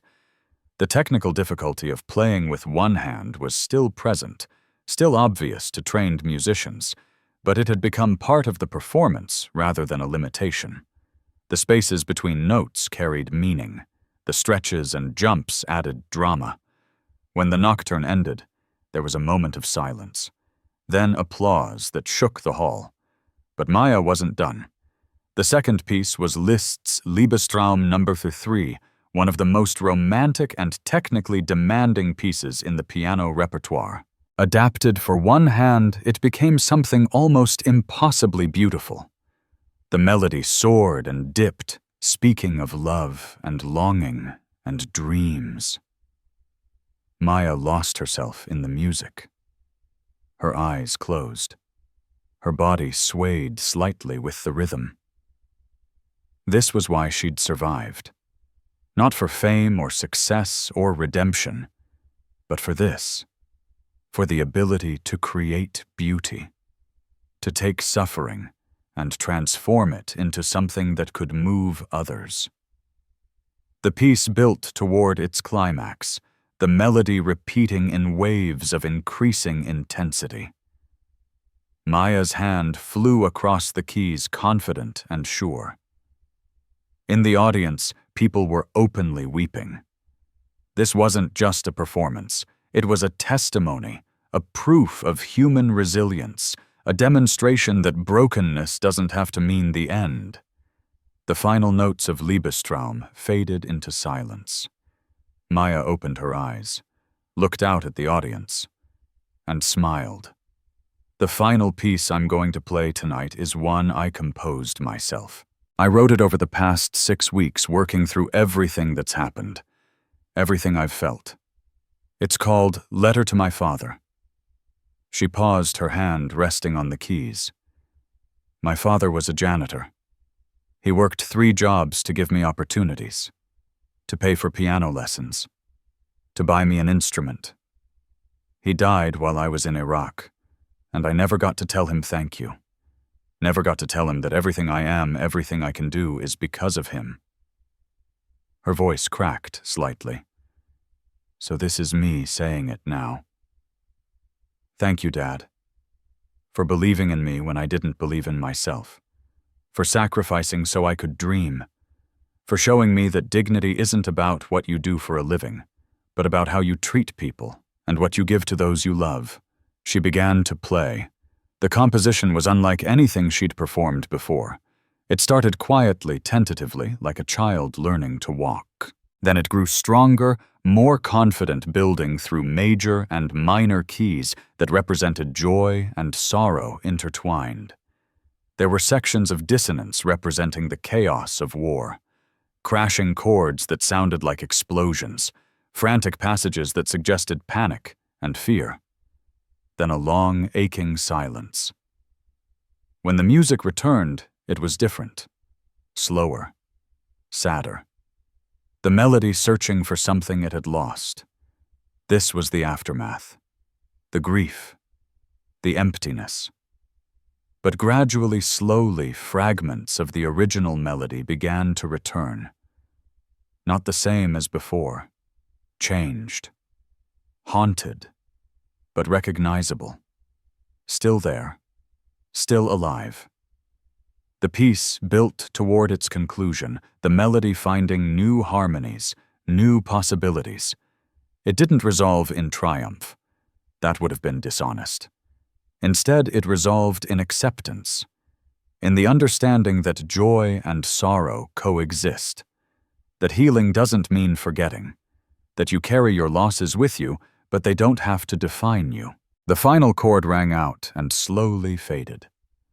Maya sat at the piano, her hand still on the keys, her head bowed. The silence lasted 10 seconds, 20, 30, and then the standing ovation began. It started with the veterans in the upper balcony. James stood first, then Maria, then Tyler, then all the others. Their applause was different from the refined appreciation of the classical music audience. It was raw, visceral, the applause of people who recognized their own story and what they'd just heard. The rest of the audience followed, rising to their feet. The applause grew louder, more enthusiastic. People were cheering, crying, calling out encouragement. Maya stood and turned to face them. Tears streamed down her face. She tried to wipe them away with her left hand, but they kept coming. She bowed deeply. Once, twice, 3 times. The applause continued. 5 minutes. 7. 10. Finally, Marcus Wong came back on stage. He had to gesture for quiet multiple times before the audience began to settle. "Ladies and gentlemen, Maya Carter," he said, his own voice thick with emotion. Maya stepped up to the microphone. "Thank you, all of you. But I need you to understand something. I'm not special. I'm just one person who got lucky, who got help. There are hundreds, thousands of veterans with stories just as compelling as mine, with talents just as profound, who are suffering right now tonight while we're all here in this beautiful concert hall." She paused, looking out at the audience. "If my story moves you, if this performance moved you, then let it move you to action. The foundation that's been established, it's a start. But it's only a start. We need systemic change. We need policy reform. We need society to actually care about veterans beyond parades and flags and empty thank yous." Her voice grew stronger, more forceful. "I'm not asking for charity. I'm demanding justice. Justice for every veteran who served their country and came home to nothing. Justice for every person struggling with disabilities and trauma while society looks away. Justice for the invisible people who make this country run while the wealthy and powerful benefit from their labor and sacrifice." The audience was silent now, listening intently. "So if you want to help, help. But do it right. Don't just write a check and go back to your comfortable life. Get involved. Learn names. Hear stories. See the people you're trying to help as actual people, not as projects or tax write-offs." She looked directly at Richard and Amanda. "The Thorntons have made a real commitment to this work. Not perfect, but real. They're learning. They're trying. I'm asking all of you to do the same. Not for me, for the next veteran who needs help, and the one after that, and the one after that." Maya stepped back from the microphone. The applause that followed was different. Less about appreciation for the performance and more about acknowledgement of the challenge. The responsibility. Backstage afterward, Maya was surrounded by well-wishers, musicians wanting to collaborate, veterans wanting to thank her, donors pledging support. But the person she was most happy to see was Emma. The little girl ran up and hugged Maya's legs. "You played so beautiful. I want to be just like you." Maya knelt down to Emma's level. "You don't want to be like me, sweetheart. You want to be like you. The best version of you that you can be." "But I want to play piano like you," Emma insisted. "Then we'll make sure you get lessons," Maya promised. "Real lessons with a good teacher. Better than I can give you." David stood behind Emma, his eyes shining. "Thank you," he said simply. "For everything." Detective Carter approached with his wife, Sarah. "Maya, I'd like you to meet someone. Sarah works for the Department of Veterans Affairs. She's been helping me navigate the system to find other veterans who've fallen through the cracks like you did." Sarah shook Maya's hand warmly. "Your story has already made a difference. We've had an influx of funding requests and policy recommendations. Things are changing because you spoke up. It shouldn't take a viral video and a concert to get veterans the help they deserve, Maya said. No, it shouldn't, Sarah agreed. But sometimes it takes one person being brave enough to tell the truth to start a movement. You've been that person. Richard and Amanda waited until most of the crowd had cleared before approaching. That was incredible, Richard said. Not just the performance. What you said. You're right, about all of it. I know I am, Maya said without ego. The question is whether you're really committed to doing something about it. We are, Amanda said firmly. We've been meeting with other business leaders, philanthropists, people with resources. We're building a coalition. Not just one foundation, but a network of support. It's going to take years, but we're committed for the long term. Maya studied their faces, looking for sincerity. Found it. Okay, she said. Then let's get to work. The evening wound down slowly. The concert hall emptied. The stage lights dimmed. But Maya stood there for a while alone on the stage, looking out at the empty seats. She thought about how many times she'd imagined this moment. As a child, practicing scales in her cramped apartment. As a teenager, winning competitions. As a college student at Juilliard, dreaming of Carnegie Hall. This wasn't Carnegie Hall. And this wasn't the triumph she'd once imagined. It was better. Because it was real. Because it meant something beyond personal achievement. Because it was about more than just her. Grace found her there. You should get some rest. It's been a long day. I don't want to forget this feeling, Maya said. This sense of purpose, of mattering. You won't forget, Grace assured her. This is just the beginning. They walked out of the concert hall together into the cool night air. A car was waiting to take them back to Thornton Manor, but Maya paused, looking up at the stars. My dad used to tell me that music was humanity's way of talking to the universe, she said. That when we play or sing, we're joining a conversation that's been going on since the beginning of time. He sounds like he was a wise man, Grace said. He was. He would have loved tonight. Would have been so proud. Maya's voice caught.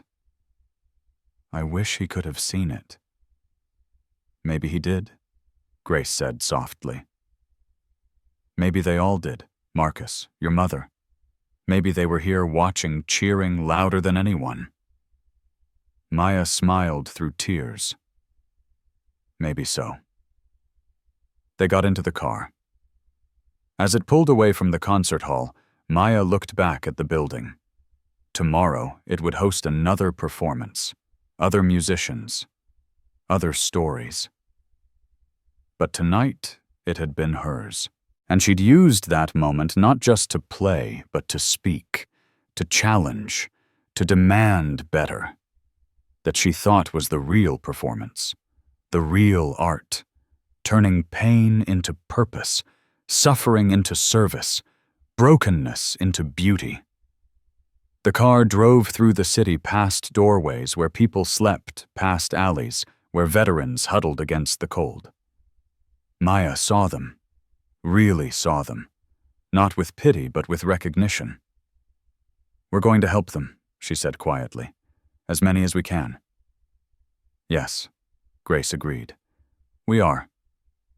And Maya believed it.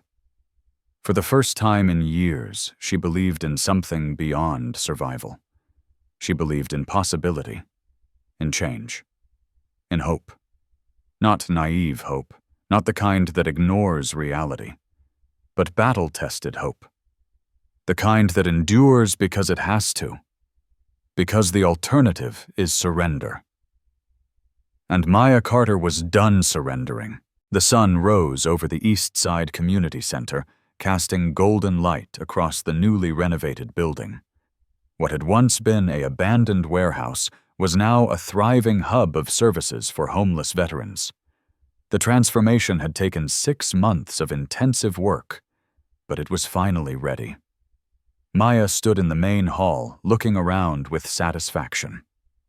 To her left was the counseling wing, where licensed therapists worked with veterans dealing with PTSD addiction and other mental health challenges.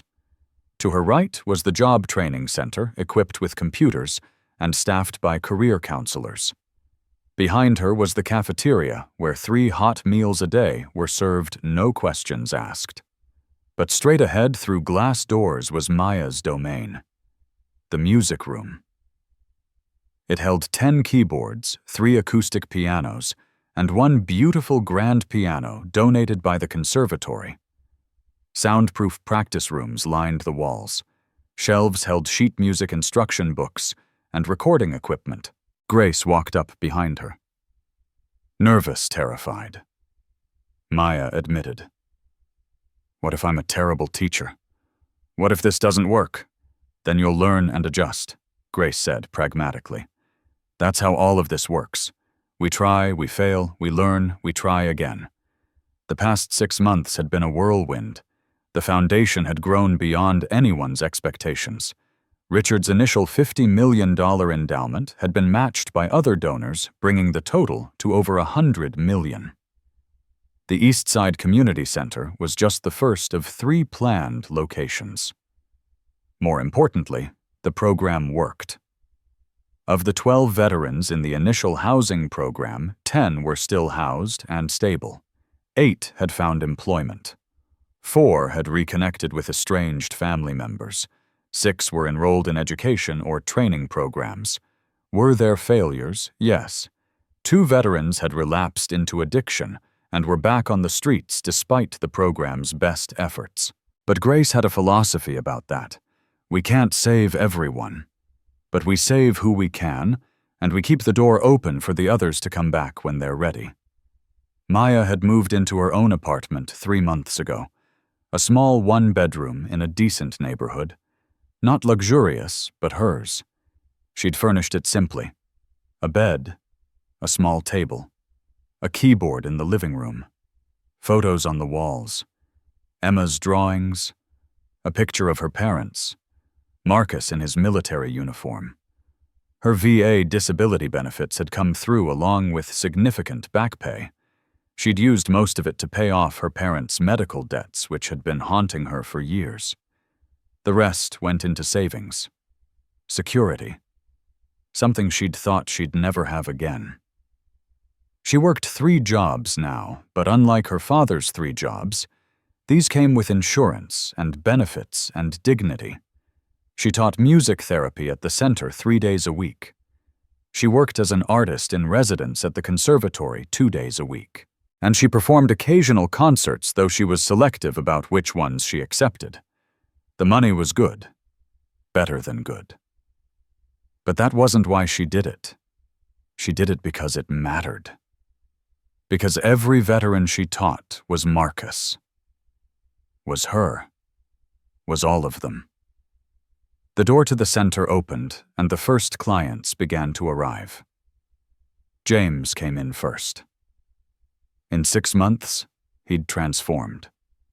He'd gained weight, healthy weight. His eyes were clearer. He'd gotten a job doing maintenance at the conservatory, working alongside David Monroe.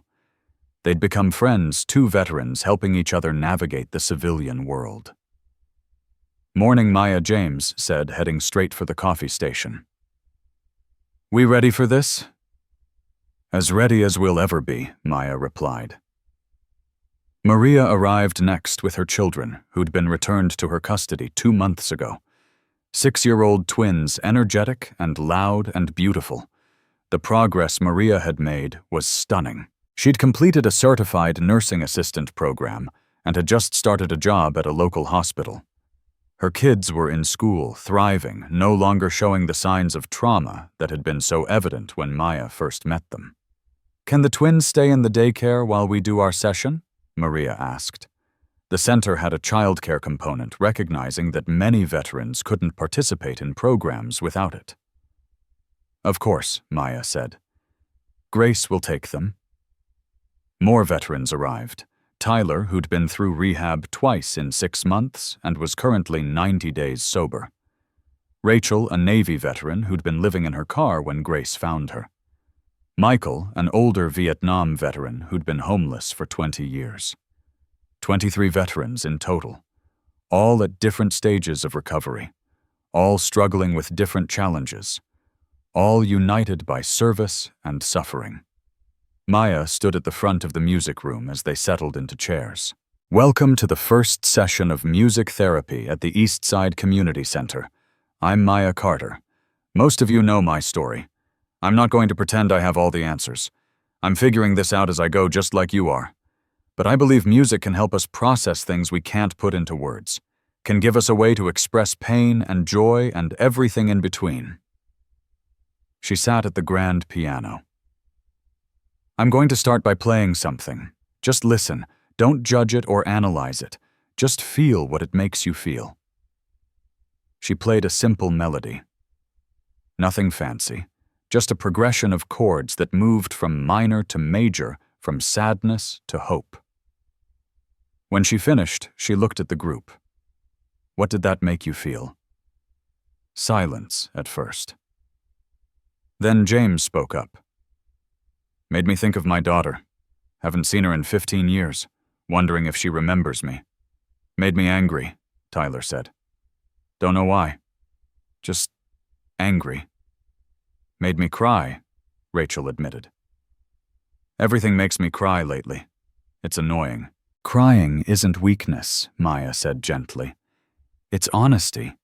It's your body processing emotions you've been holding on to too long.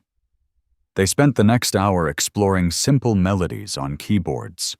Maya taught them basic scales, showed them how to find patterns, how to create their own simple compositions. Some took to it immediately. Others struggled. All of them tried. The breakthrough came with Michael, the Vietnam veteran. He sat at a keyboard, his hands shaking from decades of alcohol abuse, trying to play a C major scale. He kept hitting wrong notes, getting frustrated. I can't do this, he said finally. My hands don't work right anymore. Maya came over. Neither does mine. But watch. She showed him how she compensated for having only one hand, how she adapted, how she found ways around limitations. It's not about perfect technique, Maya said. It's about expression. About finding your voice, even if that voice sounds different from what you expected. Michael tried again. This time he didn't worry about hitting the right notes. He just played. The sounds that came out were imperfect, halting, strange, and absolutely honest. That's it, Maya said. That's music, not the technical stuff. That. By the end of the session, everyone had created something. Small fragments of melody, simple rhythm patterns, notes that meant something to them, even if they couldn't articulate why. Homework, Maya announced. I want you to practice your scales, but more importantly, I want you to just sit at a piano or keyboard anywhere you can find one and play. Don't worry about it sounding good. Just let yourself make noise. Let whatever's inside come out. As the veterans filed out, many stopped to thank her, to tell her how much this meant, how long it had been since they'd created anything. James hung back after the others left. Can I tell you something? Of course. That night at the Thornton Gala when you played, I almost didn't go. Grace invited me, but I figured it was another one of those things where rich people pretend to care for a few hours, then forget about us. I almost stayed in my tent under the overpass. He paused, his voice thick with emotion. But something made me go. And watching you play, hearing your story, it made me think that maybe there was still hope for me. That if you could survive losing your arm and living on the streets and still create something beautiful, maybe I could too. You saved my life that night, Maya, and you're still saving it now. Maya didn't trust herself to speak. She just hugged him. After James left, Maya sat alone in the music room for a while. The grand piano seemed to glow in the afternoon light streaming through the windows. She thought about the journey that had brought her here. From Juilliard to Iraq, to the streets, to Thornton Manor, to this. A community center in a working-class neighborhood, teaching broken people how to make music. It wasn't Carnegie Hall. It was better. That evening, Maya had dinner with Detective Carter and his wife. They'd become close over the months, a chosen family built on shared loss and purpose. "How did the first session go?" Carter asked. "Better than I expected. Harder, too.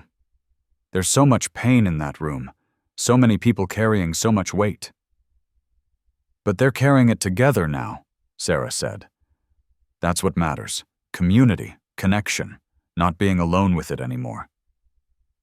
They talked about the foundation's expansion plans. The second center would open in 3 months. A third was in the planning stages. Other cities were reaching out, wanting to replicate the model. "You've started something significant," Carter said. "This is going to outlive all of us," Good Maya said. "It should. This isn't about me. It's bigger than me." After dinner, Maya walked through the city. She did this often now, deliberately passing through areas where homeless veterans gathered, talking to people, listening to stories, giving out cards for the center. Tonight she found a young woman sleeping in a doorway. Mid-20s. Military jacket. The signs were familiar. Maya knelt down. "Hey, you okay?" The woman's eyes opened, wary. "I'm fine. I'm leaving." "Sorry. You don't have to leave. I just wanted to talk." Maya sat down next to her, ignoring the cold concrete. "What's your name?" "Jessica. Jessica, I'm Maya. I'm a veteran too. Iraq 3rd Infantry Division." Jessica's wariness decreased slightly. "Afghanistan. Army Reserves. I've been out for 2 years. Where are you staying?" "Wherever I can." "It's not that bad." "Yes, it is," Maya said gently. "I know because I've been where you are. Exactly where you are. But there's help available if you want it. Real help. Not temporary fixes." She told Jessica about the center, about the housing program, about all the services available. Jessica listened skeptically. "I've heard promises before." "I know. So had I. But this is different. It's run by veterans for veterans. People who've been through it. I lived on the streets for 3 years, Jessica. I know what it's like to have people promise help and deliver nothing. This isn't that." She gave Jessica her card. "Come by tomorrow, or the day after, or next week, whenever you're ready. The door stays open." Maya stayed and talked with Jessica for an hour. Not pushing, not lecturing, just being there, being proof that survival was possible, that the situation wasn't permanent unless you gave up. Walking home later, Maya felt the weight of responsibility. Every Jessica she met was another person she wanted to save. But she couldn't save everyone. Could only offer opportunities and hope that they'd be accepted. Grace had warned her about this. You'll meet people you can't help, people who aren't ready, people who choose differently than you'd choose for them. You have to make peace with that, or you'll burn out. Maya was learning that lesson. Learning that she could offer support without taking responsibility for outcomes. Learning that everyone's journey was their own. Back at her apartment, Maya practiced piano for an hour. She'd been commissioned to compose a piece for the Foundation's gala next month. Something that would capture the spirit of what they were building. The composition was coming together slowly. It started with discordant notes representing struggle. Then fragments of melody would emerge, disappear, emerge again stronger. Building toward something cohesive, but never losing the complexity, the acknowledgement that healing wasn't linear. As she played, her phone buzzed with a text from Emma. A photo of the little girl at her own piano lesson, fingers on the keys, face scrunched in concentration. The text read, Learning für Elise. So hard, but fun. Maya smiled. This was why she did it. These small moments of connection, of growth, of passing something forward.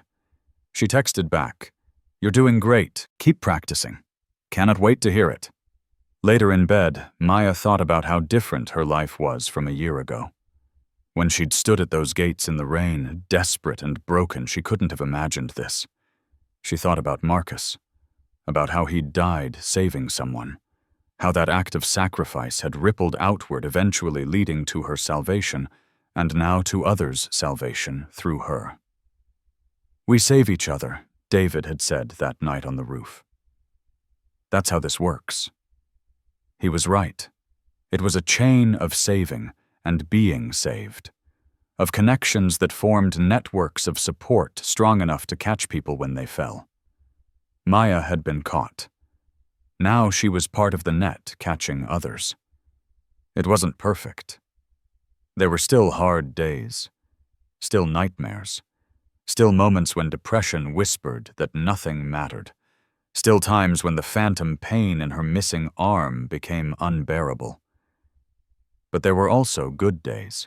Days like today, when she'd seen veterans creating music for the first time. Days when she got to teach Emma piano. Days when she felt genuinely happy. The good didn't erase the bad, but it balanced it, made the struggle worthwhile. Maya closed her eyes and for once didn't dread sleep, didn't fear the nightmares that might come. Because even if they did come, she'd wake up. She had people now. Purpose, a life worth living. That was enough. More than enough. It was everything. The anniversary gala was held at the same location where it all began. Thornton Manor. But everything else was different. The event wasn't exclusive this time. Half the guests were veterans from the Foundation's programs, people who'd been homeless a year ago and were now housed, employed, healing. They wore donated formal wear, but they wore it with pride. They belonged here. Maya stood in the ballroom looking at the Steinway where she'd first played. It felt like a lifetime ago. In many ways it was. The person who'd stood at those gates begging to come in was gone. Someone new had taken her place. Grace approached, elegant in a deep purple dress. "Can you believe how far we've come?" Maya shook her head. It still doesn't feel real sometimes.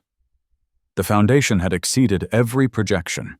3 centers now operated across the city, with 2 more opening next month.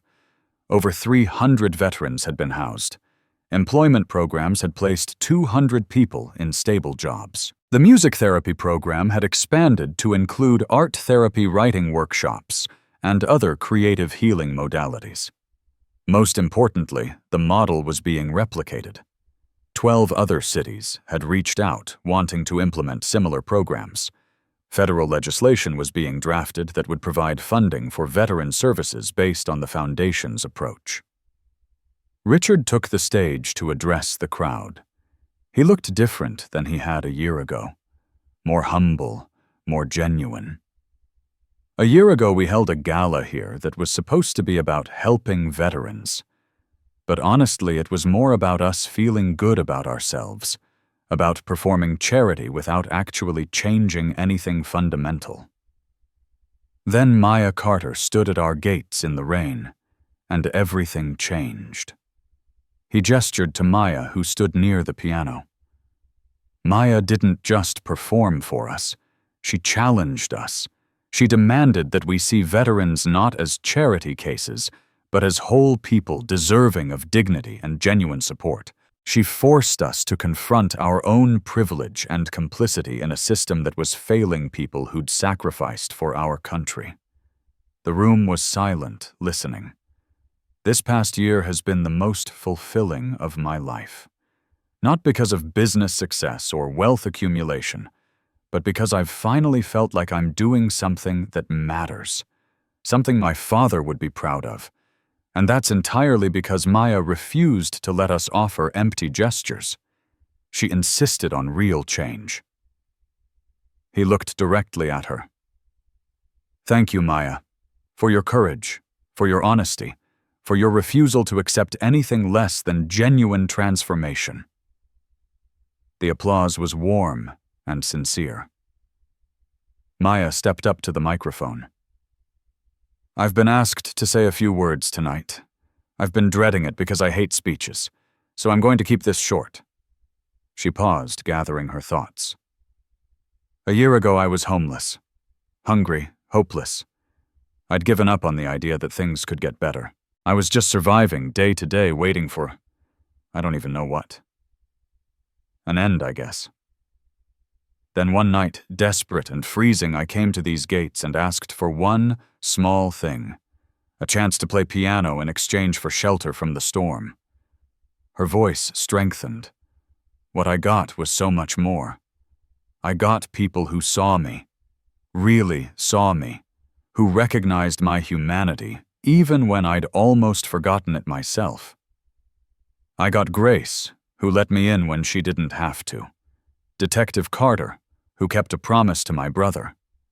David, who'd already saved my life once and kept doing it. Richard and Amanda, who could have just written a check, but instead chose to actually change how they engaged with the world." She looked around the room, making eye contact with veterans she'd worked with. "But most importantly, I got all of you. This community we've built together. Because that's what this is. It's not a program. It's not a charity. It's a community. A family of people who understand suffering and are committed to helping each other heal." Maya's hand found the piano keys. "I'm going to play now. Not as performance, but as testimony. As proof that broken people can create beautiful things. That losing pieces of yourself doesn't mean losing everything. That there's always, always a chance to begin again." She played her composition, the one she'd been working on for months. It told a story without words. Of loss and grief. Of despair and doubt. Of small moments of hope.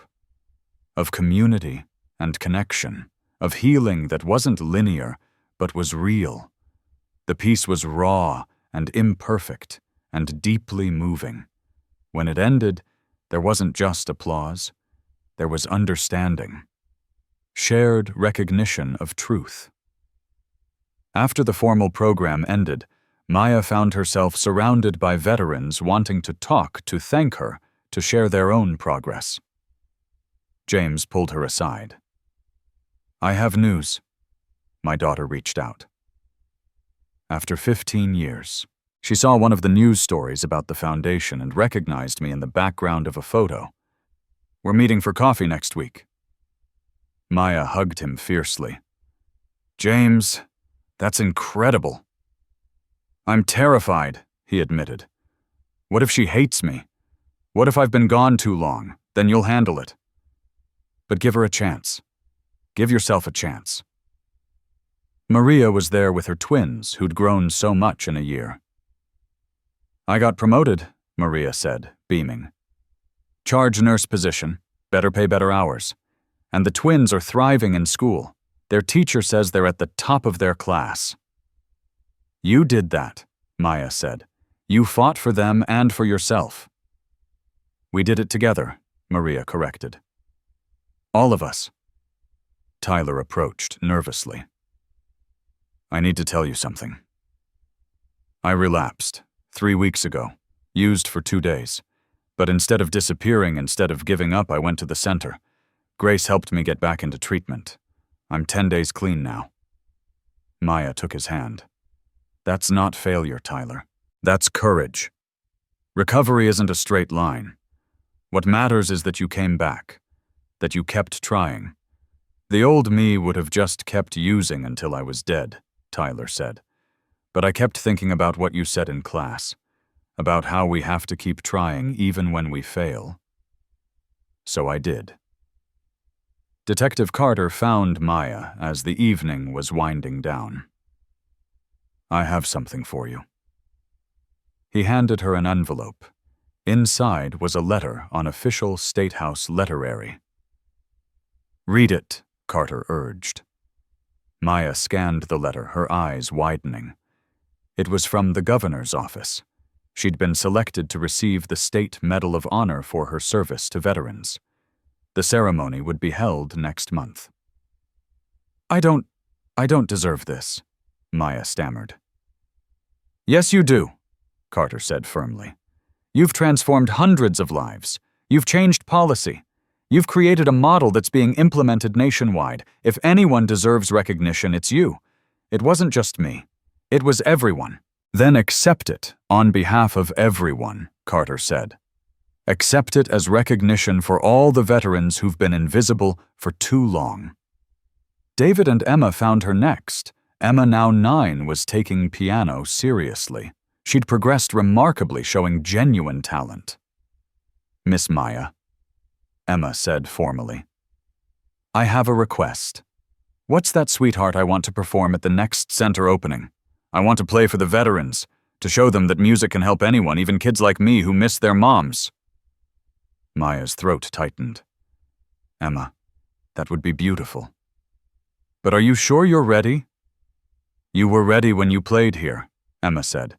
"Even though you were scared, even though you didn't know what would happen.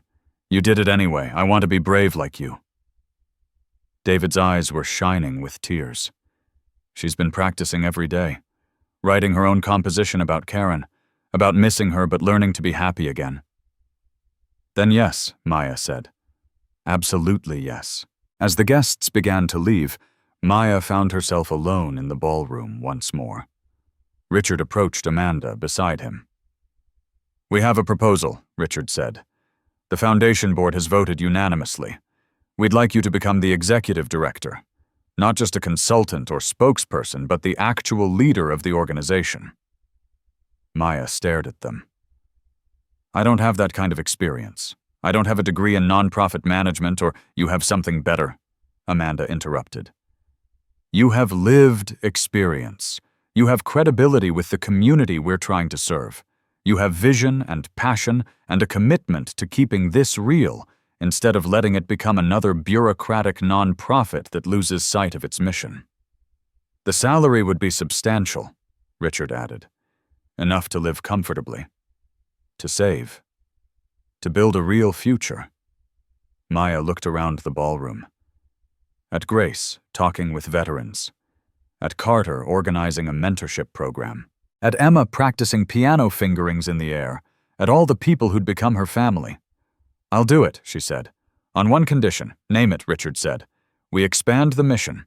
Veterans are critical, but they're not the only people falling through the cracks. I want to include homeless families, people with disabilities, anyone who's been invisible to society. We use the veteran program as a model, but we grow it." Richard and Amanda exchanged glances. "That's a significant expansion." "I know. But if we've learned anything this year, it's that the same broken systems hurt lots of people, not just veterans. We have an opportunity to actually change things. Let's not limit ourselves." "Agreed," Amanda said without hesitation. "We'll present it to the board next week."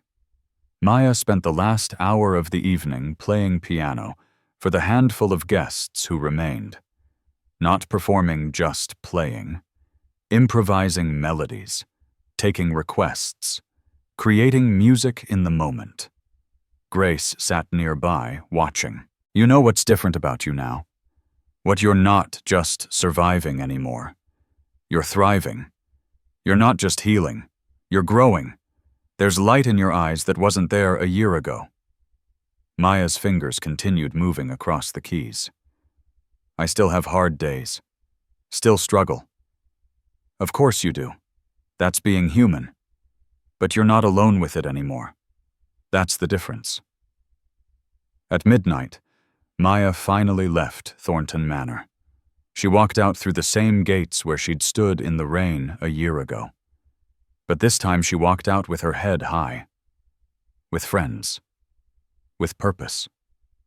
With a future. The city spread out before her, millions of lights representing millions of lives. How many of those lives were struggling? How many people were where she'd been standing at the edge, wondering if there was any point in continuing? She couldn't save them all, but she could save some. And those some would save others. And the chain would continue, an unbreakable network of mutual support and recognition. Maya pulled out her phone and checked the Foundation's hotline messages. 3 new calls from veterans seeking help. She made notes to follow up tomorrow. There was always more work to do, but tonight she allowed herself to feel satisfaction. Pride, even. Not in being special or exceptional, but in being part of something larger than herself, in being a link in the chain. She thought about Marcus. Wondered what he'd think of all this. Hoped he'd be proud. "I kept going, big brother," she whispered to the night sky. "Like you told me to.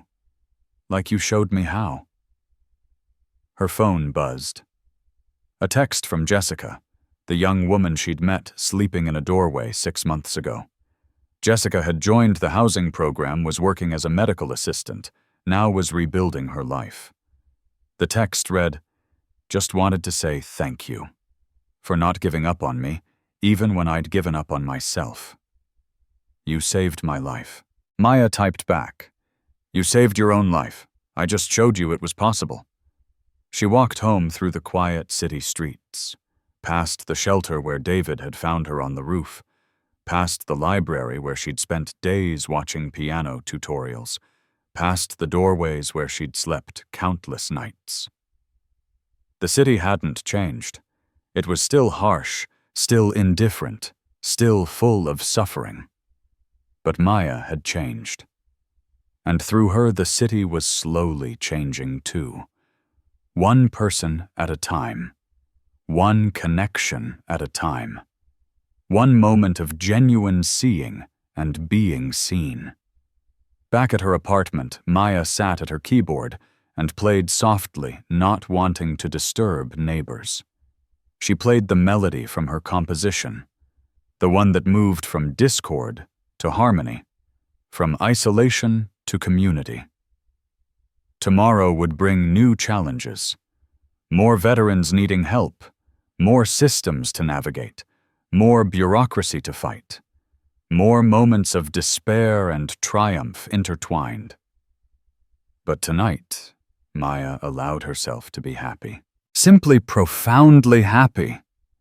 She looked at the photos on her wall, her parents, Marcus, the collection of Emma's drawings, a group photo from the first center's opening. "We made it," she said to them. "We actually made it." And as she closed her eyes to sleep, Maya Carter, veteran, survivor, pianist, teacher, leader, smiled, not because her story was over, but because it was just beginning. The story of Maya Carter is not about one woman's triumph. It's about the invisible people who surround us every day. The veterans sleeping in doorways, the families living in cars, the people who've been broken by systems that were supposed to protect them. It's about recognizing that any of us could be one tragedy away from Maya's circumstances. That privilege is often just luck. That dignity isn't something earned through economic success, but something inherent in every human being. It's about the power of genuine compassion, not charity that makes the giver feel good while doing nothing to change fundamental inequalities, but real transformation, real seeing, real commitment to justice. And it's about music, about art, about the human need to create beauty, even and especially in the midst of suffering, about how creativity can be a form of survival, a form of resistance, a form of healing. Maya Carter played piano with one arm and changed the world.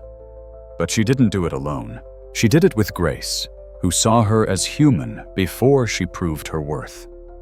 With David, who saved her life by sharing his own story. With Detective Carter, who honored his friend by helping that friend's sister. With Richard and Amanda, who allowed themselves to be changed.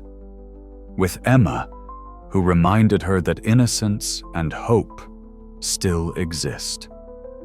With every veteran who trusted her enough to try. to believe. To keep going, we save each other. That's the lesson. That's always been the lesson. We save each other by seeing each other, by refusing to look away from suffering, by building communities that catch people when they fall, by recognizing that we're all connected, all vulnerable, all deserving of dignity and support. Maya Carter's story didn't end with a standing ovation at a charity gala. It began there. And it continues every day in every person who chooses compassion over indifference, who chooses to see instead of looking away, who chooses to build instead of simply maintaining the status quo. The question isn't whether you'll ever be in Maya's position. The question is, when you encounter someone who is, what will you do? Will you look away, or will you open the gate?